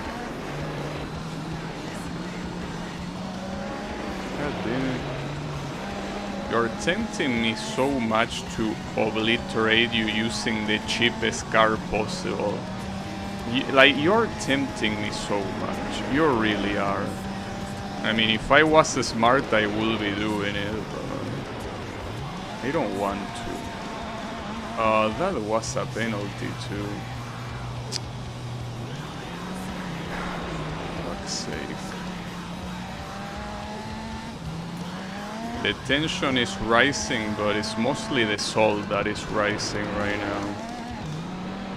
I can tell you that the salt is rising quite a lot. A shit ton even.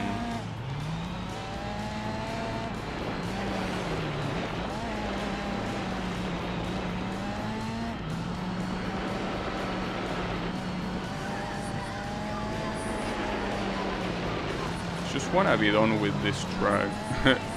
That's it. That's all I wish for. To be done with it. So if I fail this attempt, I think I'm just gonna go back to the real circuit challenge with the LMP, because I think that this is way too much salt right now. So I could attempt at least the tracks that I haven't tried yet, which are the first snow one and then the very last one. Those I haven't tried them today, so I could do that before switching. I mean, this is just such a salt-filled experience. It's crazy. I'm surprised that wasn't a crash.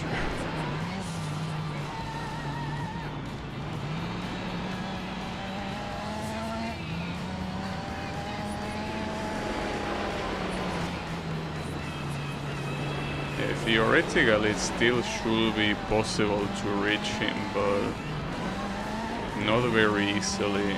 And not to mention that reaching him means that you need to overtake, and that's a problem and a half. I really wish that it happened the same thing that happened to that other guy in the Tahiti circuit, where he got into an accident. Why cannot that happen on a track like this? Especially when getting an accident here is a lot more believable as well, with how shitty the track is.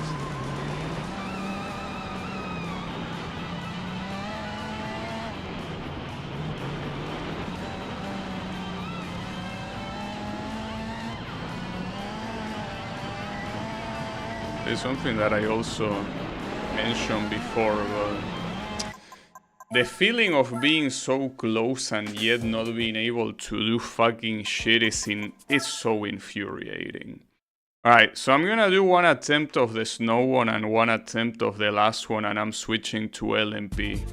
And I'm gonna leave this for dead last. They don't deserve more than that. I'm gonna try this one again. I tried this one yesterday and it went very badly. And unfortunately it went badly against the Impreza, which is one of the easiest cars I could drive against, so... Well, the Corolla... Well, as I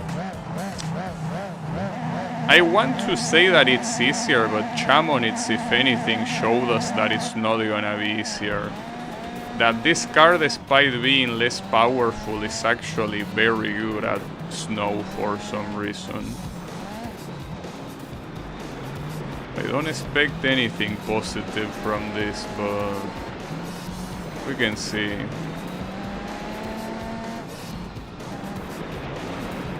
Oops, my bad. Sorry, I slip a little bit. At least it's an early overtake, but this is an annoying track no matter what. At least it's a short one. That's the only reason why I say that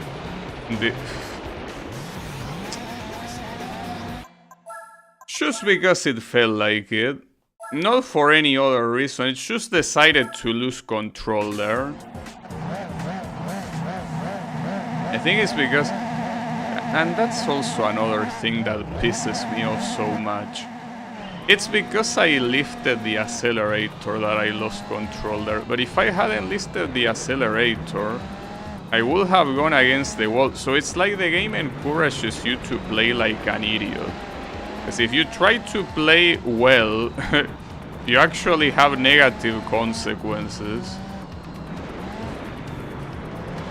I'm still gonna overtake here, I don't give a shit.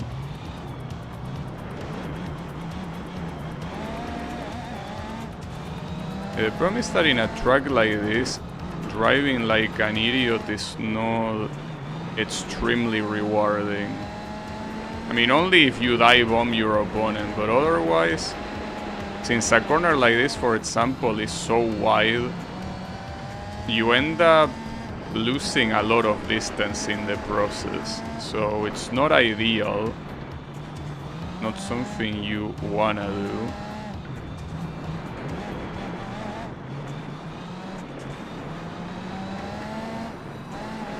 Right there. I think that doing that corner that way was not really that much better than doing it the dumb way.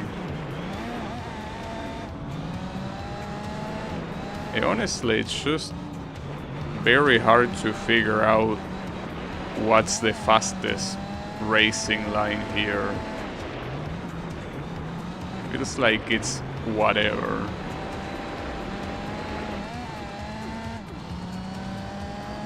It's whatever it feels like being.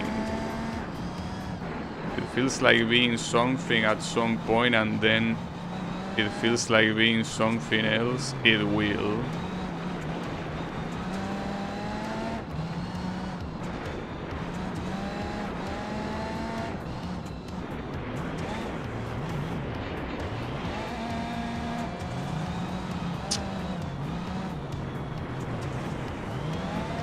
Of course you're gonna give me a fucking penalty.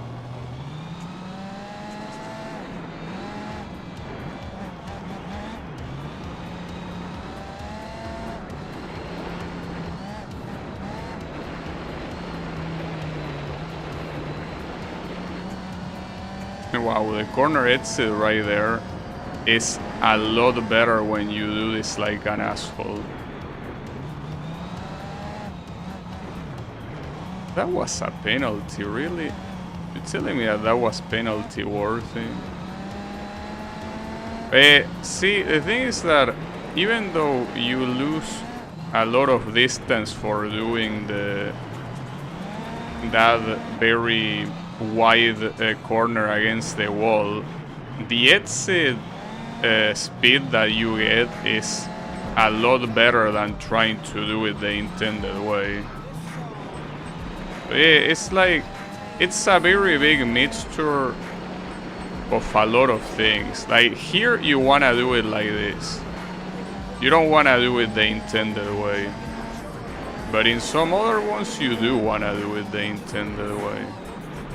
It really is a mystery, honestly. This track, like yesterday was the last track that I played on the stream, and I did not understand what I needed to do. All I know is that I got quite salty and I had to stop the stream for, you know, in order to stop myself from getting saltier, you know. This guy might win. I mean, after all, yesterday I was winning until the very final lap, so the same thing could easily happen again. Wouldn't be surprised. But here you just drive the corner like that. You ride the corner rather. And you will see that that was a PB because of it. Pretty fucked up, honestly. But because it's a short track, it doesn't really matter. Whatever you do is okay, you know. It works. Alright, get that out of my face. So I wanna do the final track here, the final race. And then we will see, well, no, we will see, no. I will do the LMP stuff. Got a Nissan Bluebird. So, ironically, a lot of these cars that are old, you still wouldn't be able to use it in any of like the 80s or 70s competition from the Japanese events, because they are not production cars, they are rally cars. That's very dumb. We got the Lancer Evolution here. That should be fine. I mean, I'm pretty sure that I beat this guy in these two races in the straight version, so we'll be able to do it again, right? Surely. But not if we start with a fucking penalty. I'm afraid. But if we start like that, we're not gonna go anywhere.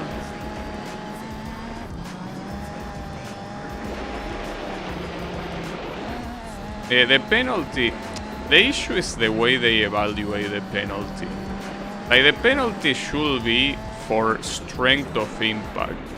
How quickly or how fast you are going at the moment of impact should be what gets analyzed. And I mean, it does get analyzed because very small impacts are not analyzed.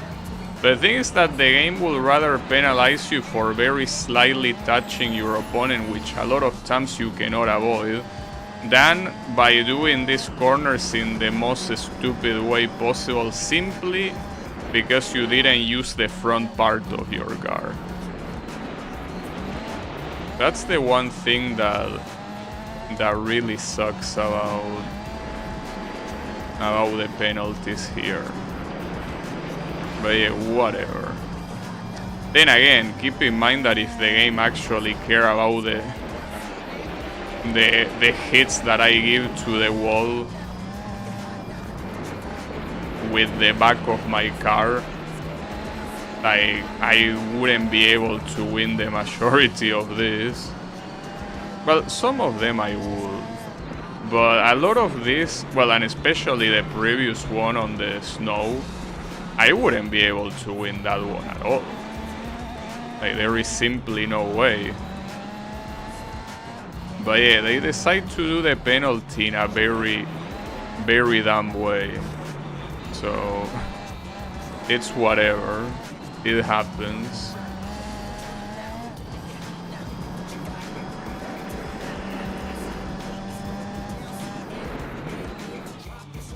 Oh wow.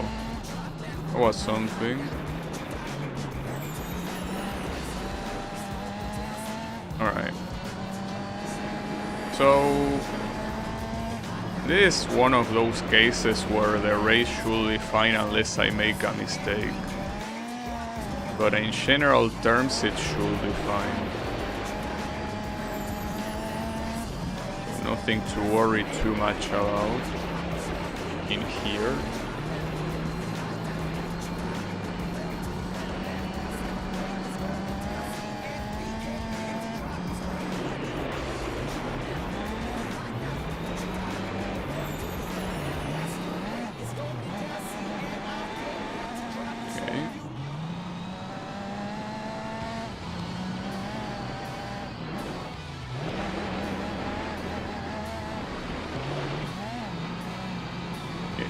Corners like that, for example, will be a nightmare to do if the penalty system worked properly.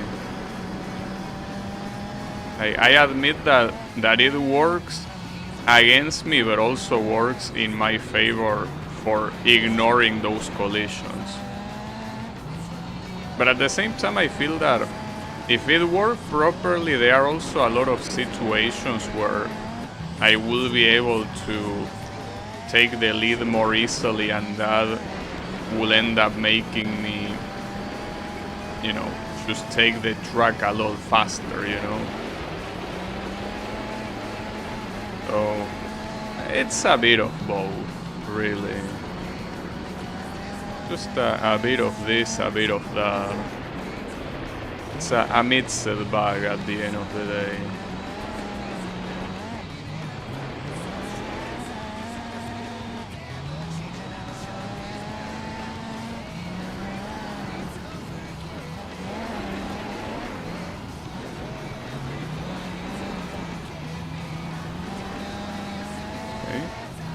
One more lap like that. But it seems that this guy performs worse than the Impreza, I guess. I feel like if I had the same race with the Impreza here, I wouldn't have the lead that I have right now. I don't think so, at least.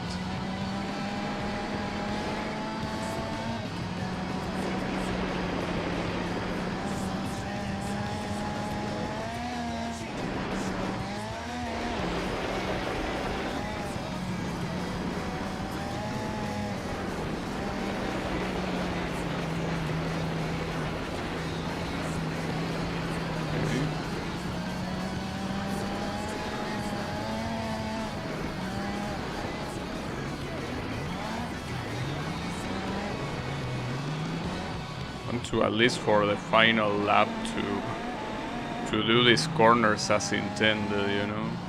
So I'm not sure how the final corner of this thing is supposed to be done as intended. I really have no clue.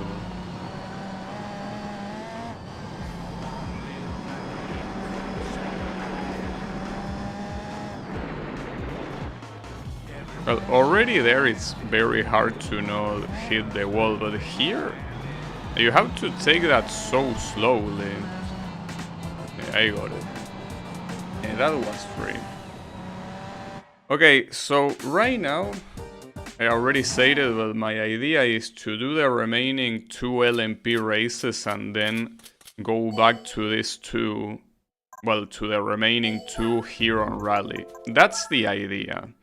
So the remaining 2 LMP races is one in Laguna Seca and the other one in Fuji Speedway. And then this one you have, well, one in... another one of this. This one is the modern version, nice. Seems that they... well, they certainly aren't lazy if they are making that many, right? Alright, so changing to the Minolta and going for Laguna Seca. And then Fuji. And I hope that Toyota 7 shows up again in Laguna Seca. I really hope you show up again. I want my revenge. I really want you to show up. I want you here. Don't be a coward. Fuck. Damn. This is full of shovers, holy shit. This is a shover parade.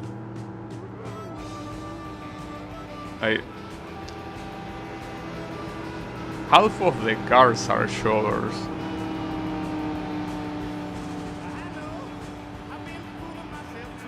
That's fine.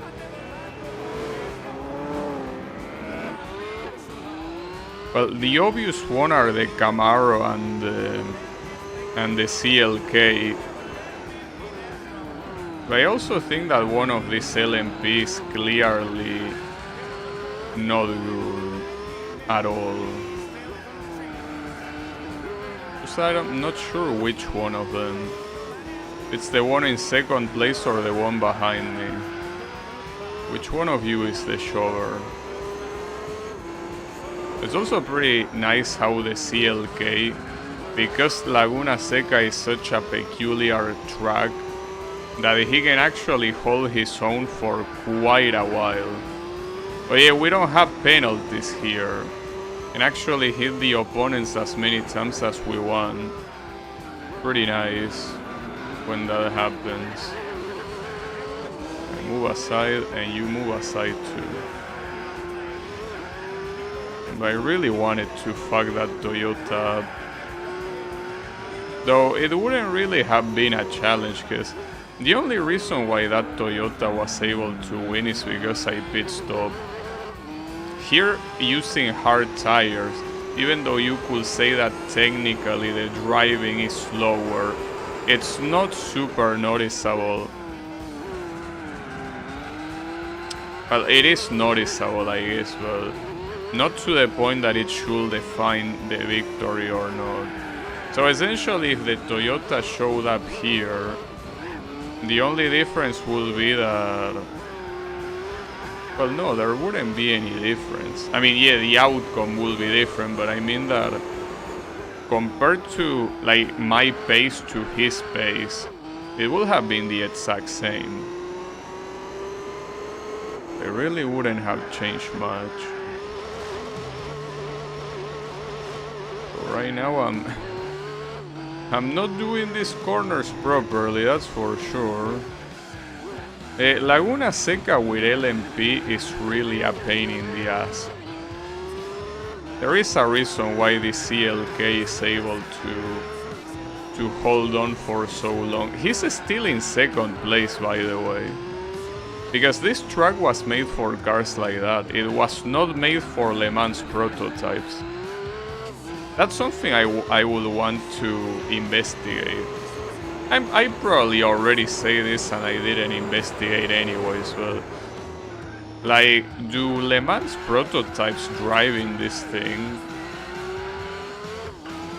So I feel like they wouldn't. Seems like a suicide to use LMP in a track like this. Mostly because of the corkscrew. I don't think the LMPs are ready for something like that. Okay, so the Nissan was finally... fuck me. This is what happens when I get distracted. The Nissan was able to overtake and get second place. At least if you look at the right side, all of those guys are gonna pit. Without... Maybe one of the ones I'm not familiar with will not pit, but that Nissan will pit 100%. So even if he overtakes me, it's not gonna matter because I won't pit with hard tires. That's assuming I have the hard tires equipped. I wanna believe I do. So if I don't, that will be a very epic fail. Do I actually have them equipped? Now I have my doubts. The last... No, I do, because the last race I did was Nürburgring. And I did Nürburgring with hard tires. So yeah, I definitely have them equipped. So that means that I don't need to pit. But these guys do need to pit. Even the CLK needs to pit. So unless one of the other LMPs that I'm not aware of... Wow, I can do this corner. I think I remember this same thing happening in another championship. Also with the LMP, that I was essentially unable to properly take those corners. Like, I just legitimately could not.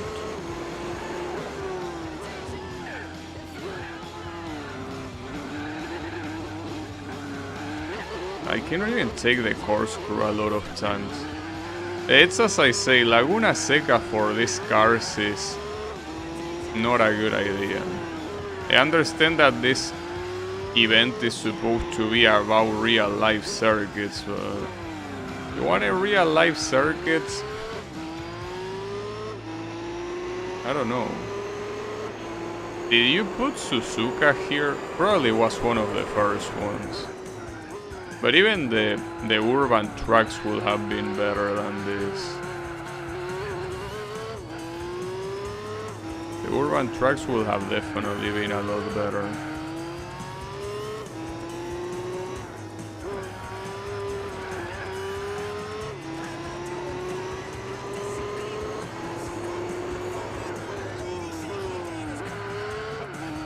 And the next one being Fuji Speedway.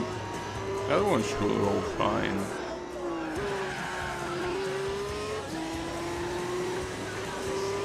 Very tempted to use medium tires, but it depends on who is my opponent. If the Toyota 7 or the Pescarolo shows up, then no. But we will see.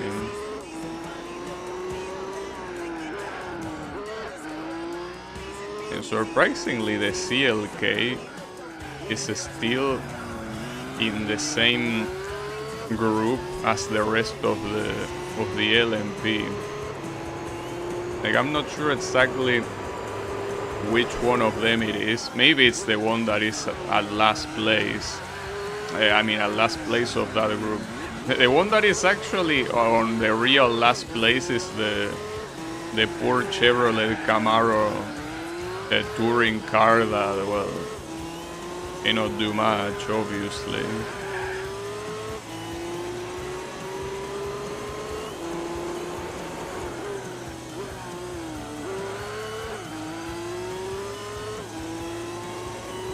I don't think I will be able to lap him though.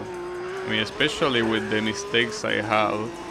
But I think that even if it wasn't for those mistakes, I still don't think I will be able to reach him with this amount of laps. He is obviously slow, but he's not that slow. But I think the Nissan either pits in this lap or on the next one. Not sure which one. It's one of those two.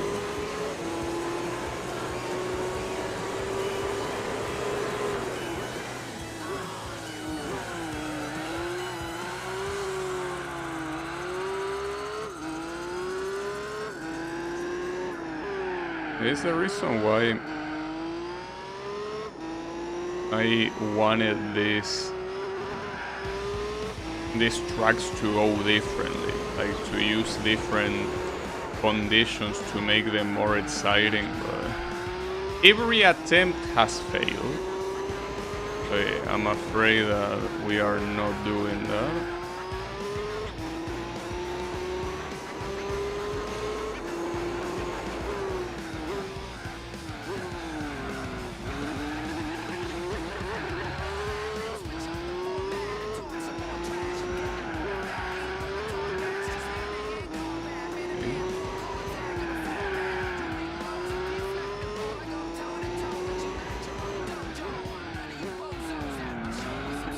Actually, I might be able to lap him.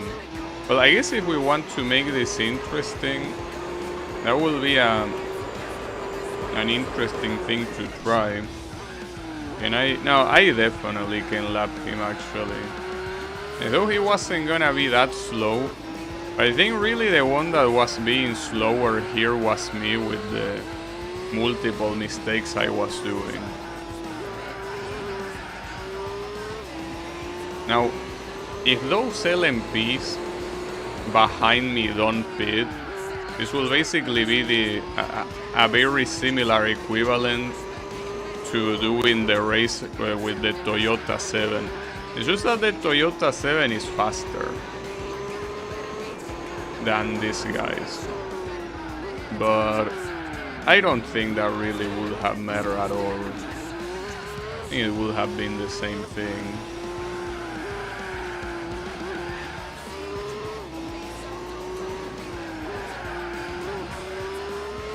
This Camaro is actually gonna be lapped. So that's a shame, buddy. And even lapped before this lap. Yeah. Well, sorry about that, Camaro. I know that it must suck, but I think that you got into the wrong category. This is not for you. Well, the CLK was able to compete a lot more, but at the same time, when he needed to pit, like at that point it's over. In fact, isn't the guy in front of me the CLK? I think it might be. We're gonna have a double lapping in here. That seems interesting.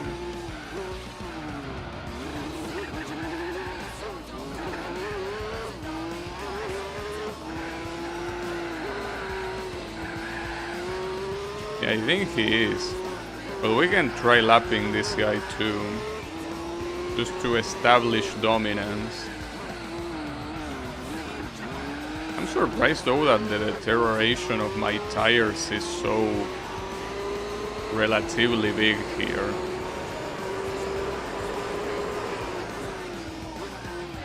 Seems to... the Camaro is gonna pit, really? It's pretty funny. Oh, and the LMP is also gonna pit. Well, I think the two of them are gonna pit. Or maybe only one. No, the two of them. Damn, that makes the Toyota 7 be an even bigger asshole. It's basically the only special snowflake that wanted to not pit in this race. Like, everyone else pit, but he is special enough that he doesn't need to. That's crazy. I feel even more robbed now. Like, I feel ultra robbed now. Like, that really was a crazy robbery. Well, it is what it is. So basically, it's not that I was crazy for going to pits. Like, going to pits was the right thing to do, because normally you don't have Someone like that. Like someone just not pitting in a race like this. That's crazy. Well, you could say that it's bullshit that I didn't pit.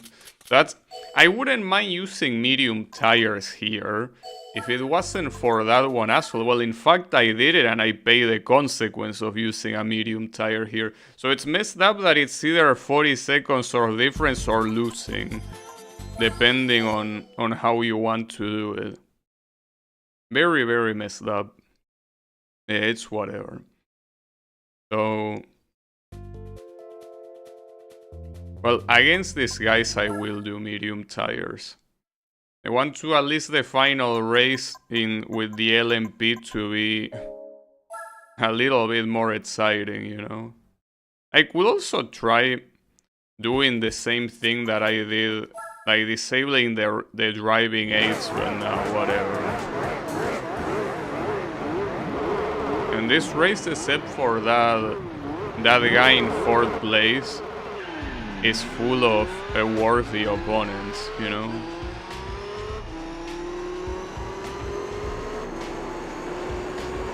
Actually, full of the real deal.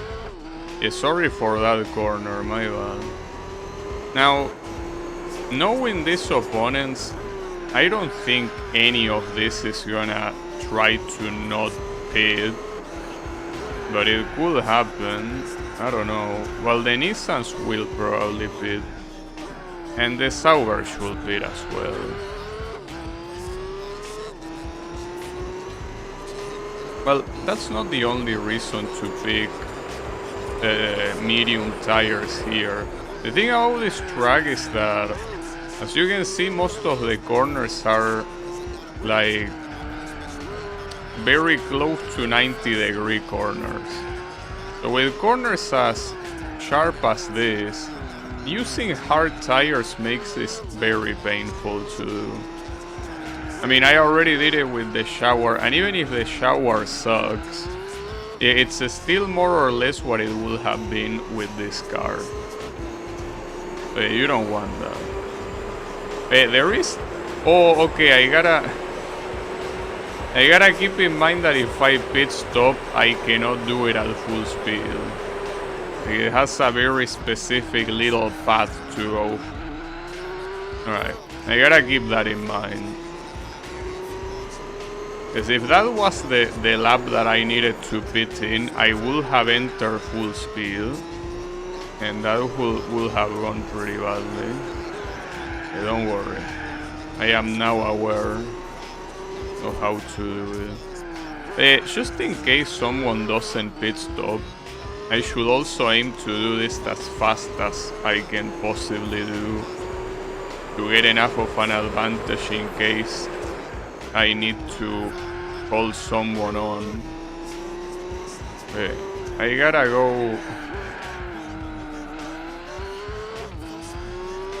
go fast. Just gotta go fast.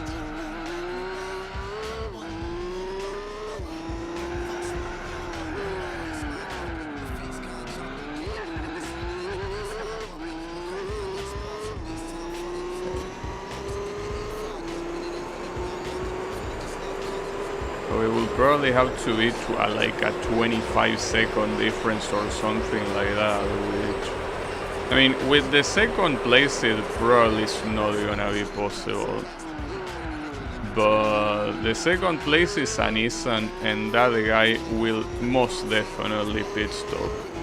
Now I'm surprised that the one that is not an LMP is actually holding on so well here as well. Because a track like Fuji Speedway, the difference in speed should be a lot more noticeable. Apparently that guy doesn't seem to care too much. He's going fast because it feels like going fast.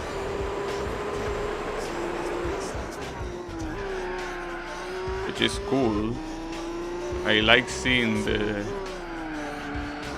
weaker cars try to fight at the same level as stronger cars.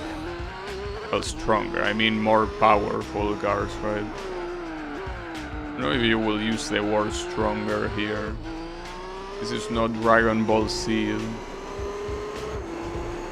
But yeah, I feel like I actually can get something like a 20-second difference with how much faster I'm going than the rest. It might actually be possible. I have 13 seconds so far. And as I say, I probably don't have to worry about that Nissan, so I have to worry about the cars behind. It's probably closer to 15 or even more, so we'll be fine.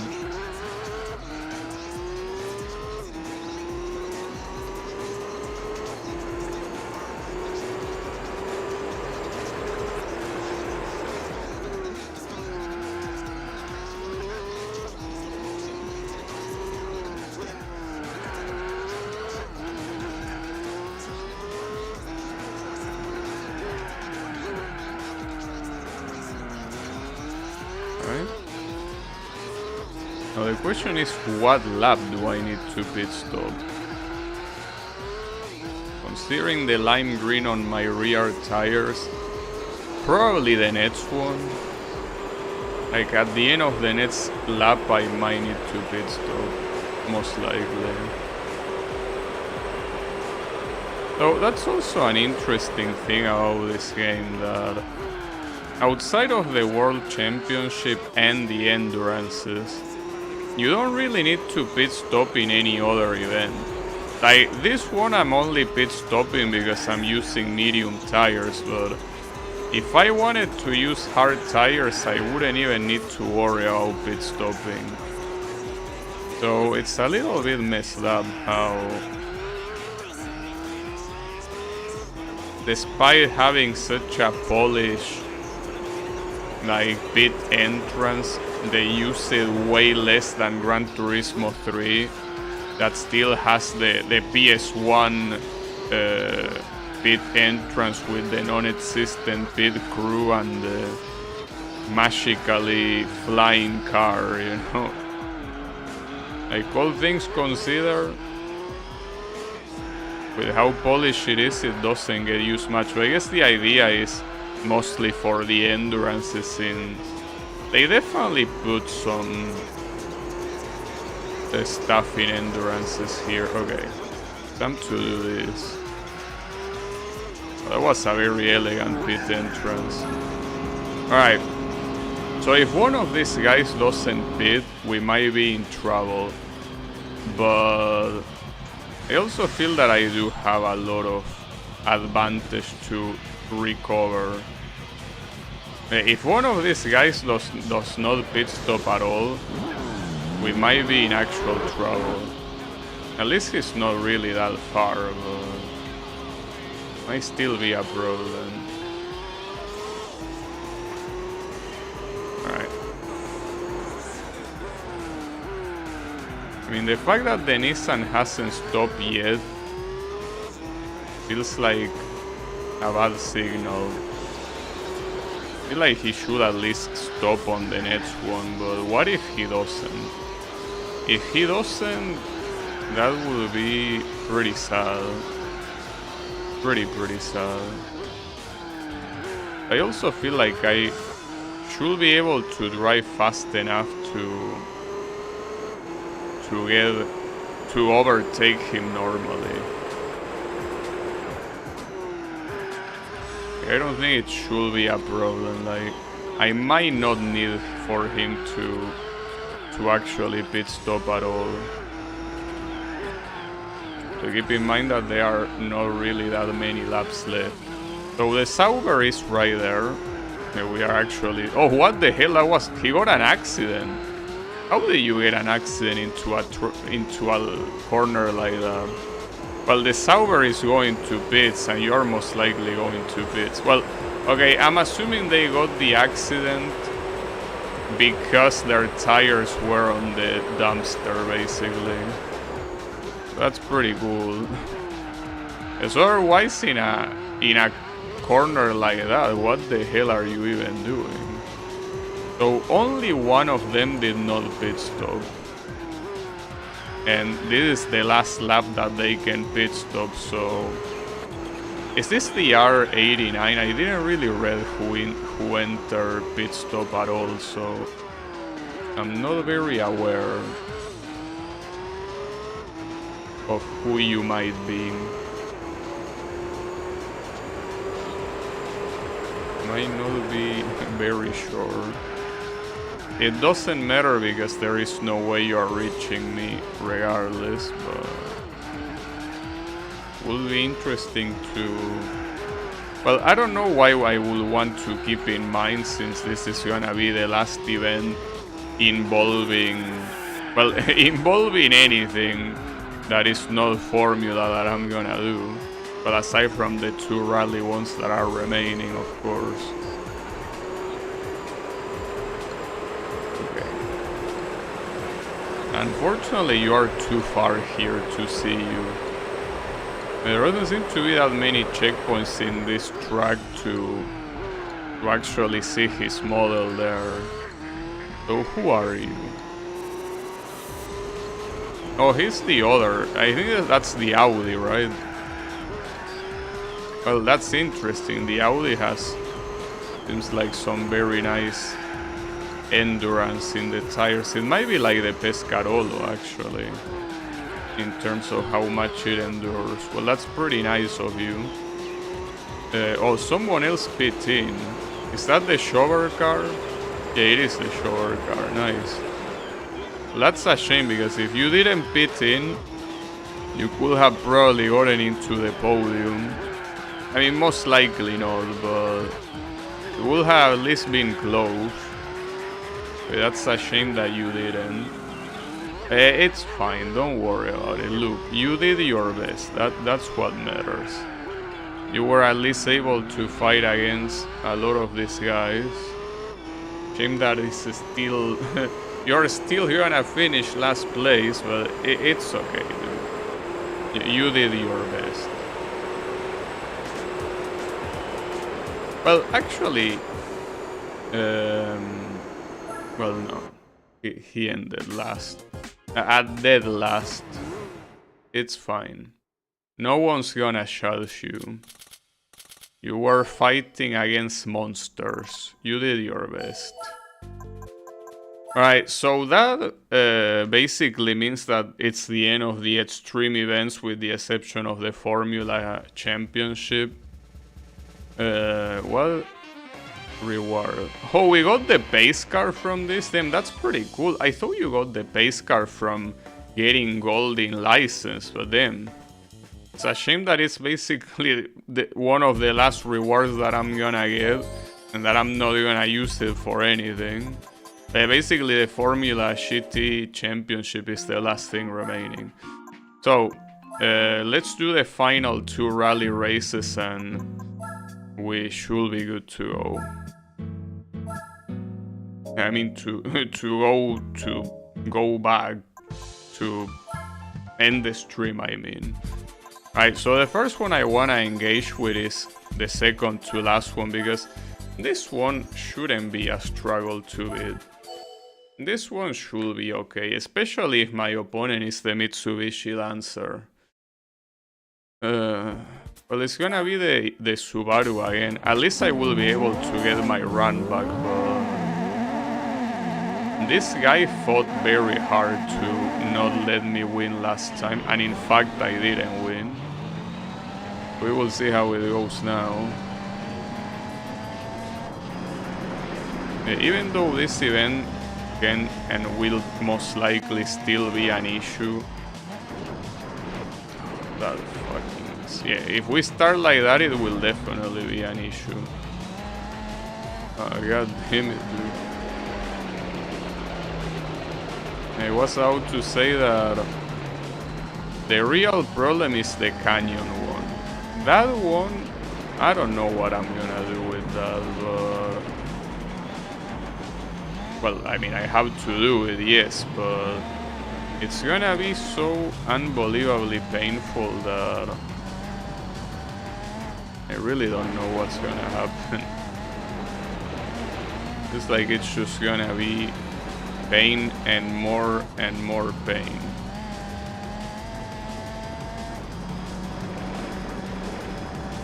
Alright. At least as long as I don't get a penalty here, I should be able to reach him again with no issues. Yeah, nice drift. That's the issue. Without penalty, it's like it really doesn't depend that much on me, despite what the game might want you to think. And that's a crazy set of corners right there. Of course I got the penalty there. Yeah, that ending is very perverse. There's not much you can do there. Unfortunately here, I do my best, but this track in reverse is a problem. At least I know how to avoid getting a penalty on those jumps. In the previous lap, for some reason, I tried to line up on the first jump, but there are two jumps. So if you try to do it on the first one, your lineup will be terrible for the second one. Will be the opposite of what you want. So you gotta do the first jump more normally, and then on the second one line it up. That's the idea, basically. Ouch. Okay. This is still not won yet. Don't think it is, because it isn't. Dude. Why do I keep fucking that corner up? Why? It's not even that hard. I mean, I should stop taking it at full speed, but I try my best, dude. I swear I try my best, and I keep losing control. For fuck's sake, come on. Let me out of here. I don't want to see more dirt, please. Spare me.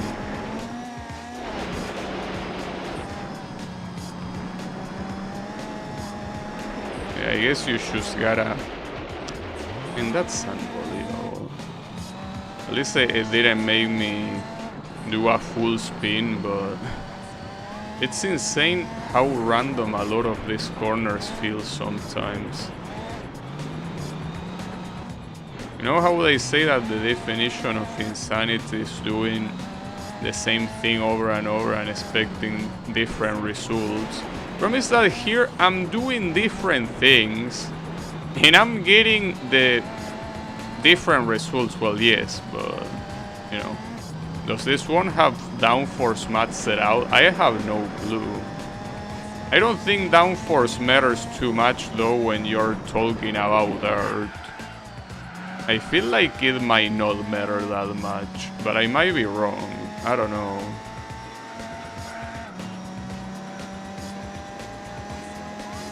I don't know, like, I don't want to add any upgrade to this car. Like, that's precisely what the challenge is here. If my idea was winning these events no matter what, I will either pick another car, since there are multiple rally cars that are faster, or I will put a turbo and a nitro and I will easily boost past all of these assholes. Like, that's not a problem. But I want to win like this.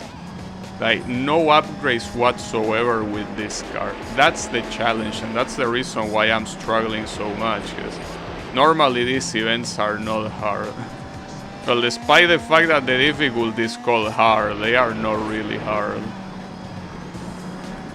But yeah, they are hard when you limit yourself the way I'm limiting myself. But I want to do it this way now that there are only 2 races remaining and this is one of them. I have to do it this way, it's my duty. it's my duty to do it this way. Unfortunately, this also means that the likely scenario is that this is gonna become a 4-hour stream. Which I did not want to. But, well, I mean, there is this and then there is the final one, so AI must be high on upgrades. I don't know. Like, that car that I'm driving against being faster than me, I think it's believable. Because it's not the same car I'm using. It's a different one, so... even if it didn't have upgrades, I will believe it. But then again, the AI has to use upgrades because of how fucking brain dead it is. You know? Like, I understand the AI using upgrades to get an advantage, because otherwise they will get obliterated even worse than they already are.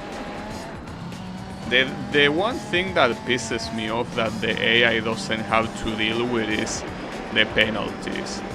Because the AI a lot of times does stuff that normally wouldn't be a problem in a regular race, but because this one penalizes you exclusively, there are a lot of movements that the AI does that if you try doing, they wouldn't get a penalty, and you most likely will get a penalty. That is the one thing that pisses me off. And especially the fact that there are penalties in races like this where overtaking is so hard by itself, you know. But yeah, that's kind of like the main issues, but it's okay, you know. At the end of the day, I can win this, so it doesn't matter. As I say, the AI needs all those upgrades to win. Well, to have a more balanced shot at trying to win. But as you can see, it's not happening.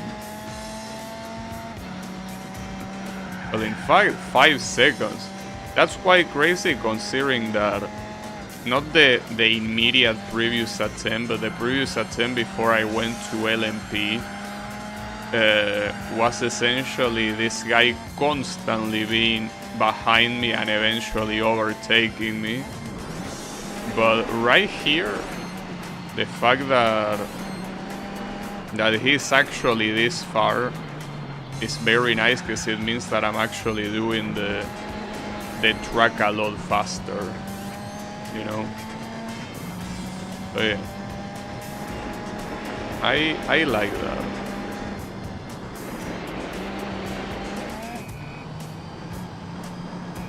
It depends on the sector. In some sectors he's clearly recovering time, but in some other ones he loses it. It very heavily depends on that.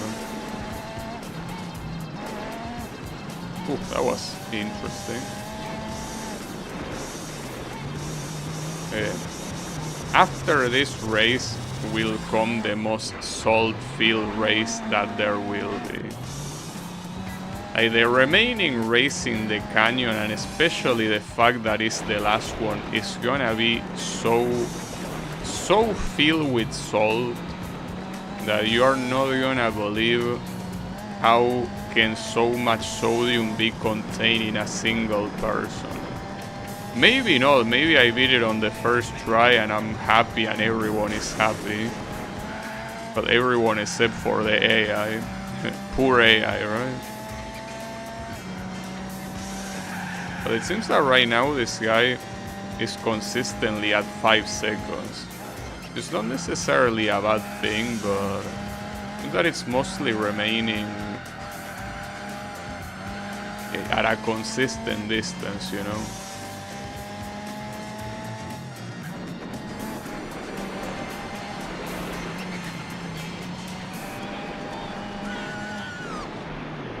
5 seconds. It seems that I mostly gain in the first laps, but lately I'm struggling to to gain a distance. At least it's nice that that distance happened in the first place. It feels like one of those things that the more you think about it, the worse you're gonna perform. So maybe I'm overthinking a lot of these corners and impacting my performance negatively. It's possible. I also feel that I'm doing a lot of these corners like super sick. Like I'm doing them super well. That one probably not. See, like those previous one I did them super well because look at that 7-second difference. It's when these corners come that I start getting very fucked. Hey, don't worry, we got this. This is the final lap as well, so unless I make an insane mistake, this should be good enough to win.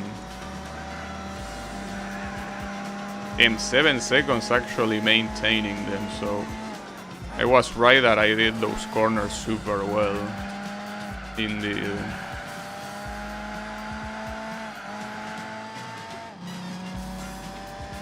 Okay. I wanna do this one without crashing if possible. Yeah, like that. Just that you have to reduce the speed a lot. And I cannot imagine that being faster than just taking the hit, but whatever. We got that, and this is gonna be a PB, and by quite a lot. Like an almost 2-second PB. Like I guess that lap was stellar. Very, very good lap.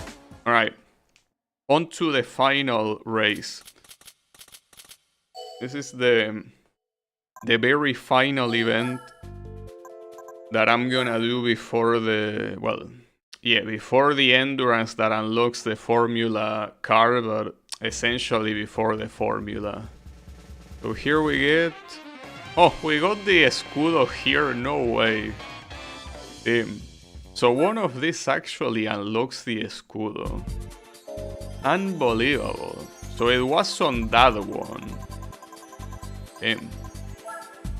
This makes this Grand Canyon look like an even bigger piece of shit, considering that the reward is most likely not even gonna be close to the Suzuki Escudo. Oh, and we got the Lancer Evolution here, so this is theoretically the best rival that we can get here. What do you mean, sus? What? Oh, the Suzuki? The Sasuke? Suzuki Escudo, I mean, it makes sense that they unlock it right at the end because, well, I mean, at this point of the game, you probably already have enough cars that will, like, wipe the floor with these opponents regardless, but assuming that you're the kind of person that somehow doesn't have good enough cars yet, the Suzuki Escudo will basically, assuming it's as broken as in the previous games, will essentially trivialize these rally races like no other. Like it will make them a non-issue very quickly. Now the problem as always is overtaking this asshole, but yesterday the problem wasn't particularly overtaking. The problem is that I was on the lead and I actually lost the lead. So the problem is preventing that from happening too. But this track, I sound like a broken record right now, but this is the worst track in the game. This track is an absolute disaster. Like this track, I really hope that today is the last time I'll see it. I really do. But I'm doing the corners very badly right now. Right, time to go full moron. Now, time to go gorilla here. Full gorilla. Wall. crashing strat.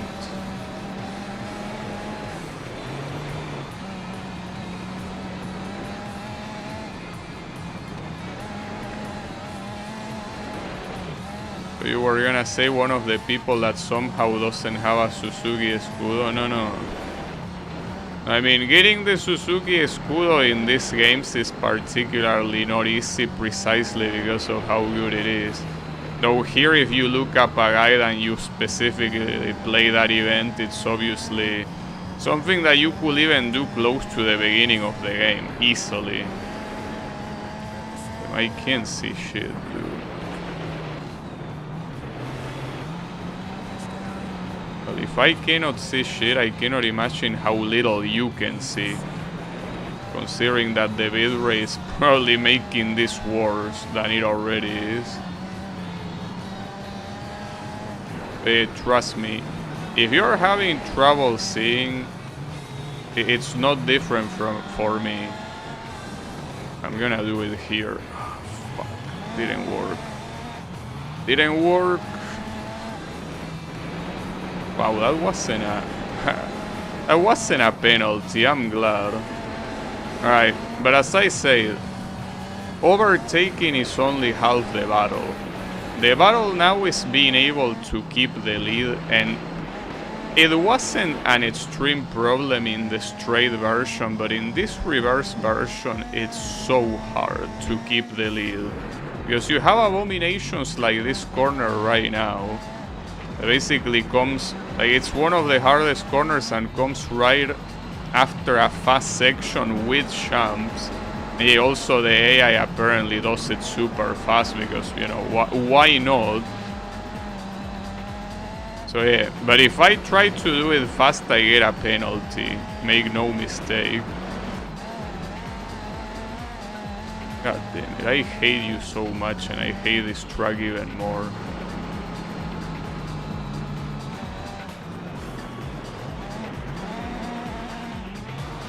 Ironically, the Lancer Evolution is most likely the easiest opponent you can get here. I don't know which opponents are possible, because I don't know that all of the opponents that appear in these hard events can appear in every single event. But this one is clearly the easiest one. Out of all of the ones that I encounter in the hard events, the Lancer Evolution is the easiest one. Well, technically, there is an easier one that is like a very specific model of the Lancia Delta. Not all Lancia Deltas, but there is one Lancia Delta that you can get as an opponent that is like very easy to beat. I don't know if that one can show up here either, but the point is that of the ones that I gotten on this track, which are essentially the Lancer Evolution and the Impreza, the Lancer is definitely the easiest one. So it cannot really get any easier than this, under these conditions, of course.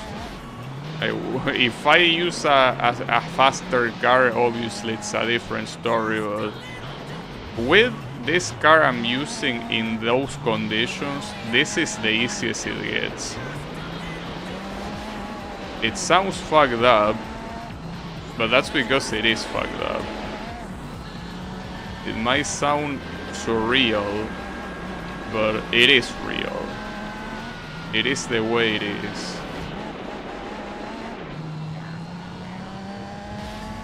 This corner right now is the worst of the worst. This corner is the owner of the owner, the bringer of bad news. And the worst part is that they follow, like, there are like 3 corners there. One of them, you can very easily lose control, even if you go slow. So essentially it's the hardest part in the track. And your opponent doesn't mind doing it fast. That's the problem. That's the main issue. Like, if it was only, you know, if it was something that you both struggle, it's okay as long as you do it well. But no, even you doing it well is something that you still get penalized because apparently the opponent is a prodigy. On that corner in particular, not on the other ones. But on that corner he is calling McRae, right? Well, despite the fact that I'm using Colin McRae's car, you know? The big cheese. Yeah, I don't know what they are doing to cheese it, though. Unless you, by cheesing, you mean the fact that I'm crashing against the corners with my rear. That, if anything, is one of the only things that I have to defend myself in such bad situations. And look at how easily he's closing on me again. That's crazy, dude.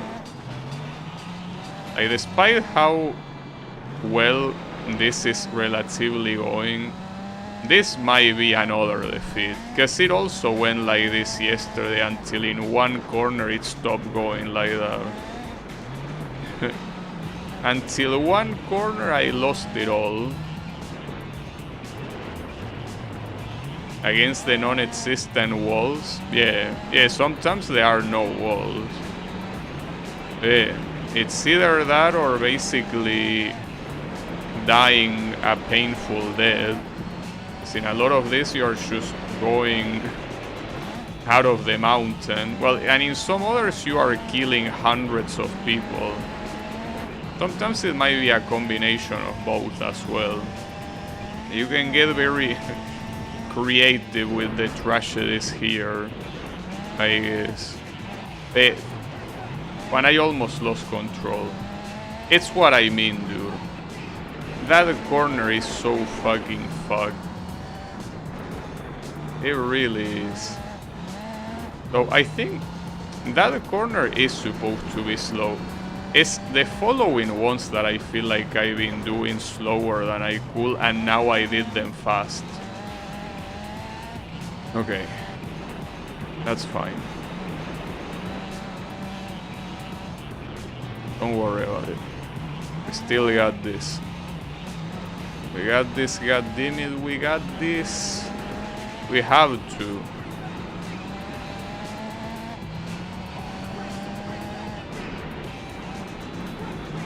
But unfortunately, there is one more lap after this one, so much as I would like to be like, yeah, about to reach the final straight, we are done, but no. One more lap remaining. One more damn lap.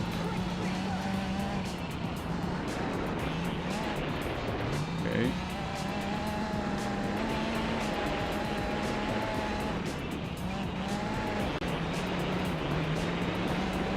Come on. You can do it. I believe in you. I do. I might have my doubts, but ultimately I believe in this victory. So I need you, car, to believe in myself, so you don't lose control in those corners that you can easily lose control. Also, I'm surprised we didn't knock those obstacles a single time in this race. I guess I really tried to take it a lot more easily. And it seems that it more or less has paid off. More or less. I mean, it paid off as long as I end up winning, of course. So until we can see the end of the race, I cannot really say if it paid off or not. That 4 seconds difference is very nice. Alright, but again, full focus on this one. On this sector. I went specially slow there. I didn't do that on accident, I actually meant to go extremely slow there. As I say, the fear of losing control there is too big. And well, you can tell that he he gained some distance on me precisely because of how slowly I did that. But I have to. At this point, I cannot risk it that much. I'm also in a lot of this that I could go like a gorilla and simply go full speed against the wall. I'm not doing it not because I want to be elegant or anything like that, but because otherwise it's in some of this it's very easy to get a penalty.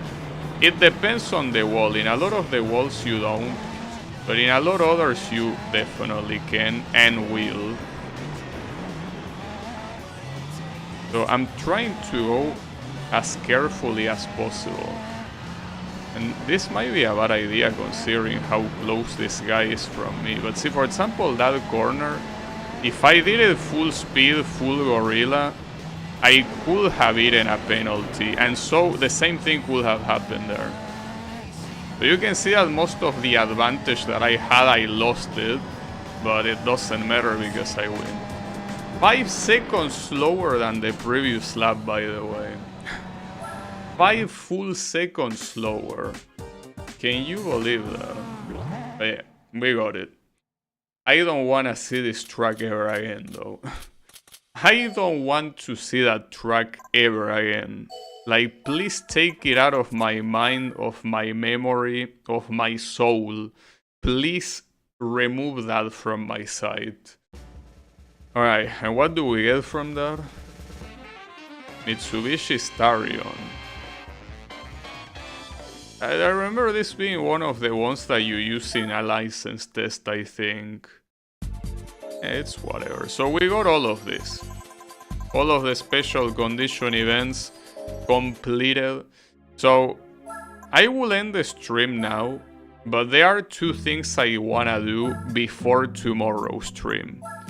The first one, the first and foremost, is seeing how the Minolta performs against the Formula cars. It's probably gonna get his ass absolutely kicked, but I wanna see it on my own. 3 millions for winning, well, might as well give you 100 million for winning this. So let me see real quick how this is gonna be. So differently from the previous game. Okay. Curious sound, I gotta say. Well, Formula cars sound like that usually. Yeah, even more fucked up. Wait, I can actually compete against... Well, this is Tokyo. No, that's not a good thing to say, and that was a standing start as well. It would be crazy if I can actually compete with these cars without a Formula car. Is that I also know how their tire wear is. I think that in a straight you can compete, yes. The problem is when the corners come. Beatable 98 points. I mean, if you haven't been paying attention, I've been beating rally races with more than 100 points, so... Yes, I will say this is beatable. And this is actually beatable, you know? If I were to use a turbo kit plus a nitro on this, I probably would win. I feel like maybe I'm getting too ahead of myself and it's a mistake, and especially since I don't know the tire wear of these things. But this actually looks very doable. I look at this differently from... Like, I'm comparing this to Gran Turismo 3. In Gran Turismo 3, these guys, you couldn't even get close to them. But here I can actually overtake them. And so now I really wonder if I even want a Formula car. But keep in mind I'm using medium tires that I probably wouldn't use in an actual race, but then... This looks so tempting because you can see that I'm actually staying ahead of them. If you get 100 points, you can beat this. 180 points. Maybe. Hey, like these cars are... not as fucked up as their Gran Turismo 3 variant. The one thing that matters the most here is the tire wear. Because depending on the tire wear, in fact, I'm very tempted to keep going until one of us has to pit. Whichever that one is first. Because if with these tires, with the racing medium tires, I'm able to withstand them, I'm able to pit after them, I don't even need a Formula car to win this. I could still get the nitro simply for safety, but I could win right like this, easily. But yeah, Tokyo is also a track that is a bad parameter for anything. Because Tokyo is one of the easiest tracks in the game. Or rather, one of the tracks where the AI is more of a moron. You know? Yeah, you just need to look at this. It's not that I'm keeping them behind because I'm blocking them. I'm keeping them behind because I'm legitimately doing better than they are. Well, not now. Oops. That's what I get for talking. It's okay, don't worry about it. That was pretty funny though. I mean, not like I expect to finish this race. I mean, even if I could finish and win this race right now, it will make the stream extremely long, so I wouldn't do it. Man, now I just need to see the pit stop. I need to see how long these guys take to pit stop. That's it. That's all I need to see. And depending on that, I might not even want to farm the Formula car.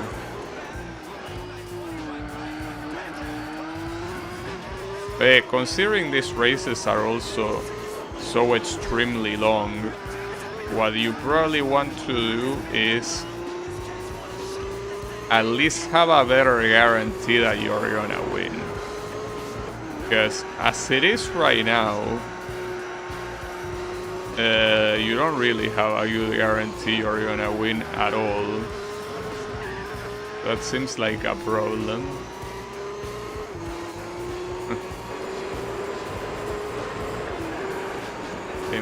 That chicane, I cannot do it well. Oh wow, that guy that I fucked up actually got pretty fucked up. Well, the thing is that I'm also curious to see how the Formula car drives. It's not just the fact that I am kinda interested in this event. I'm also curious about that.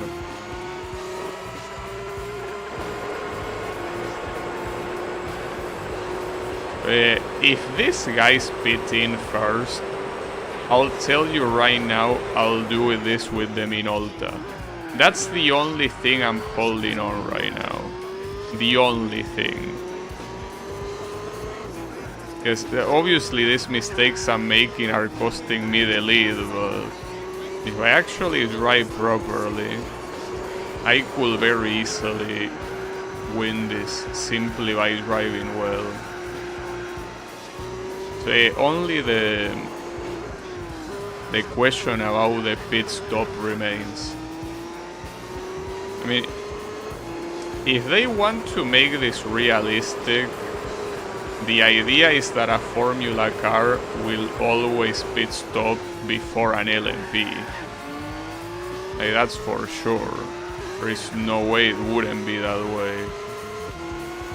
Since, I mean, an LMP is even supposed to be made for endurances instead of single events.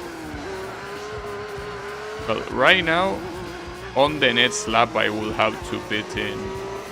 And these guys so far don't look like they want to pit in, so that already is a red flag. Well, and also keep in mind that the reason why I'm even able to keep up with these guys is precisely because I have medium tires. If I switch to hard tires, I cannot keep up with these guys.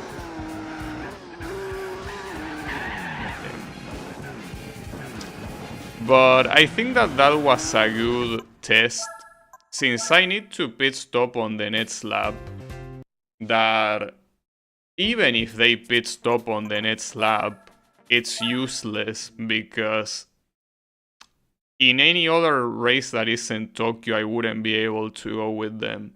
So no, we're definitely getting the Formula car. So that's the last thing I want to show you today. How do you get the Formula car? Well, it's simple. You go to endurance events, you go to 24 hours, and keeping this Minolta, of course, you enter this. These are actual 24 hours that obviously I'm not gonna drive by myself, but this game has a mechanic that I haven't used yet in this playthrough, which is B-Spec, Director's Mode. So by doing this, you can essentially be like the pit crew. You are not driving and the car does it on its own. So what you want to do here is you select the overtake option, and essentially, well, normally if this wasn't an emulator, what you want to do is this. You make the speed be triple, so you know it goes as fast as possible, and once that's done, you should leave the console and go do something else. Because, well, right now this guy is struggling because he's struggling to overtake, but essentially once you overtake them, that's it. They cannot do anything about it. Like, they are absolutely gone. Because if this was a competition against LMP, it wouldn't be like that. Against LMP, this driver that doesn't have any points will suck. But because it's a competition against cars that are clearly inferior, you can just leave it like this and that's it. Here, even against the Chaparral, right? So that will be if you play the game in a real console. But here is the problem. You cannot really leave the game on here, because if you leave the game on, when the car needs to go to pits, that by the way it does it automatically when it runs out of tires, pits takes you out of this screen, which makes the game speed go back to normal. So you don't want that, you want to be able to leave it running. So because of that, what my plan is, well, protect your eyes because this is gonna be fucked up. The bitrate is gonna get absolutely fucked, but you want to do this. So by doing this, you unlock the emulator's frame rate, allowing you to go as fast as your processor allows it. So by doing this, you should leave this here and you go do something else, and instead of taking 24 hours, judging by the pace, this should probably take 6 hours at most. So that's what my plan is. My plan is doing this off stream before tomorrow's stream, and when tomorrow's stream starts, the idea is that you will see the result screen from this race, and we will start from there. We will get the Formula car and we start with the Formula Championship. That will be the idea. Before I end though, I want to show you why you can leave this like this without any interaction. You will see that the car is running out of tires. You will see that the tires are getting tomato red. So when that happens, this P, that means pitting in, is enabled by default. I didn't touch anything. So the car will go to pit on its own. You don't even have to worry about that. And you don't have to worry about removing that modal either, because it does it by itself once enough time passes. So this is how I'm planning to do this endurance off stream tomorrow. I show you since I'm not gonna do it on stream, but this will be the idea. I didn't mean to put continue, my bad. This is the idea. So I do this off stream, and we start the stream at the result screen of this. That's assuming no technical difficulties happening, because obviously the emulator could crash or something in the middle of this could go wrong and I lose all the progress of the race. that could happen, and that's the reason why tomorrow I cannot promise that I will be able to do this, but this is my plan. If it goes perfectly, tomorrow we have Formula Championship and we go fully on that. If it doesn't work, well, I'll think of something else, but that's the idea. So with that will be it for me for today. So hopefully tomorrow we can have a Formula Championship, and if we don't, well, that's okay. But yeah, you already know what my plan is, so hey, thanks everyone a lot for watching. I, by the way, consider this the end of the playthrough, because I consider the Formula Championship to be its own separate thing. But as it comes of this Gran Turismo mode of this game, like this casual playing events one by one and all of that, that's the end of that. Like, I plan on leaving this game here, and the only thing I wanna do is the Formula 1, which will be a separate, like, I will call it Formula Championship Part 1, basically. Like, this shitty full playthrough is over here for me.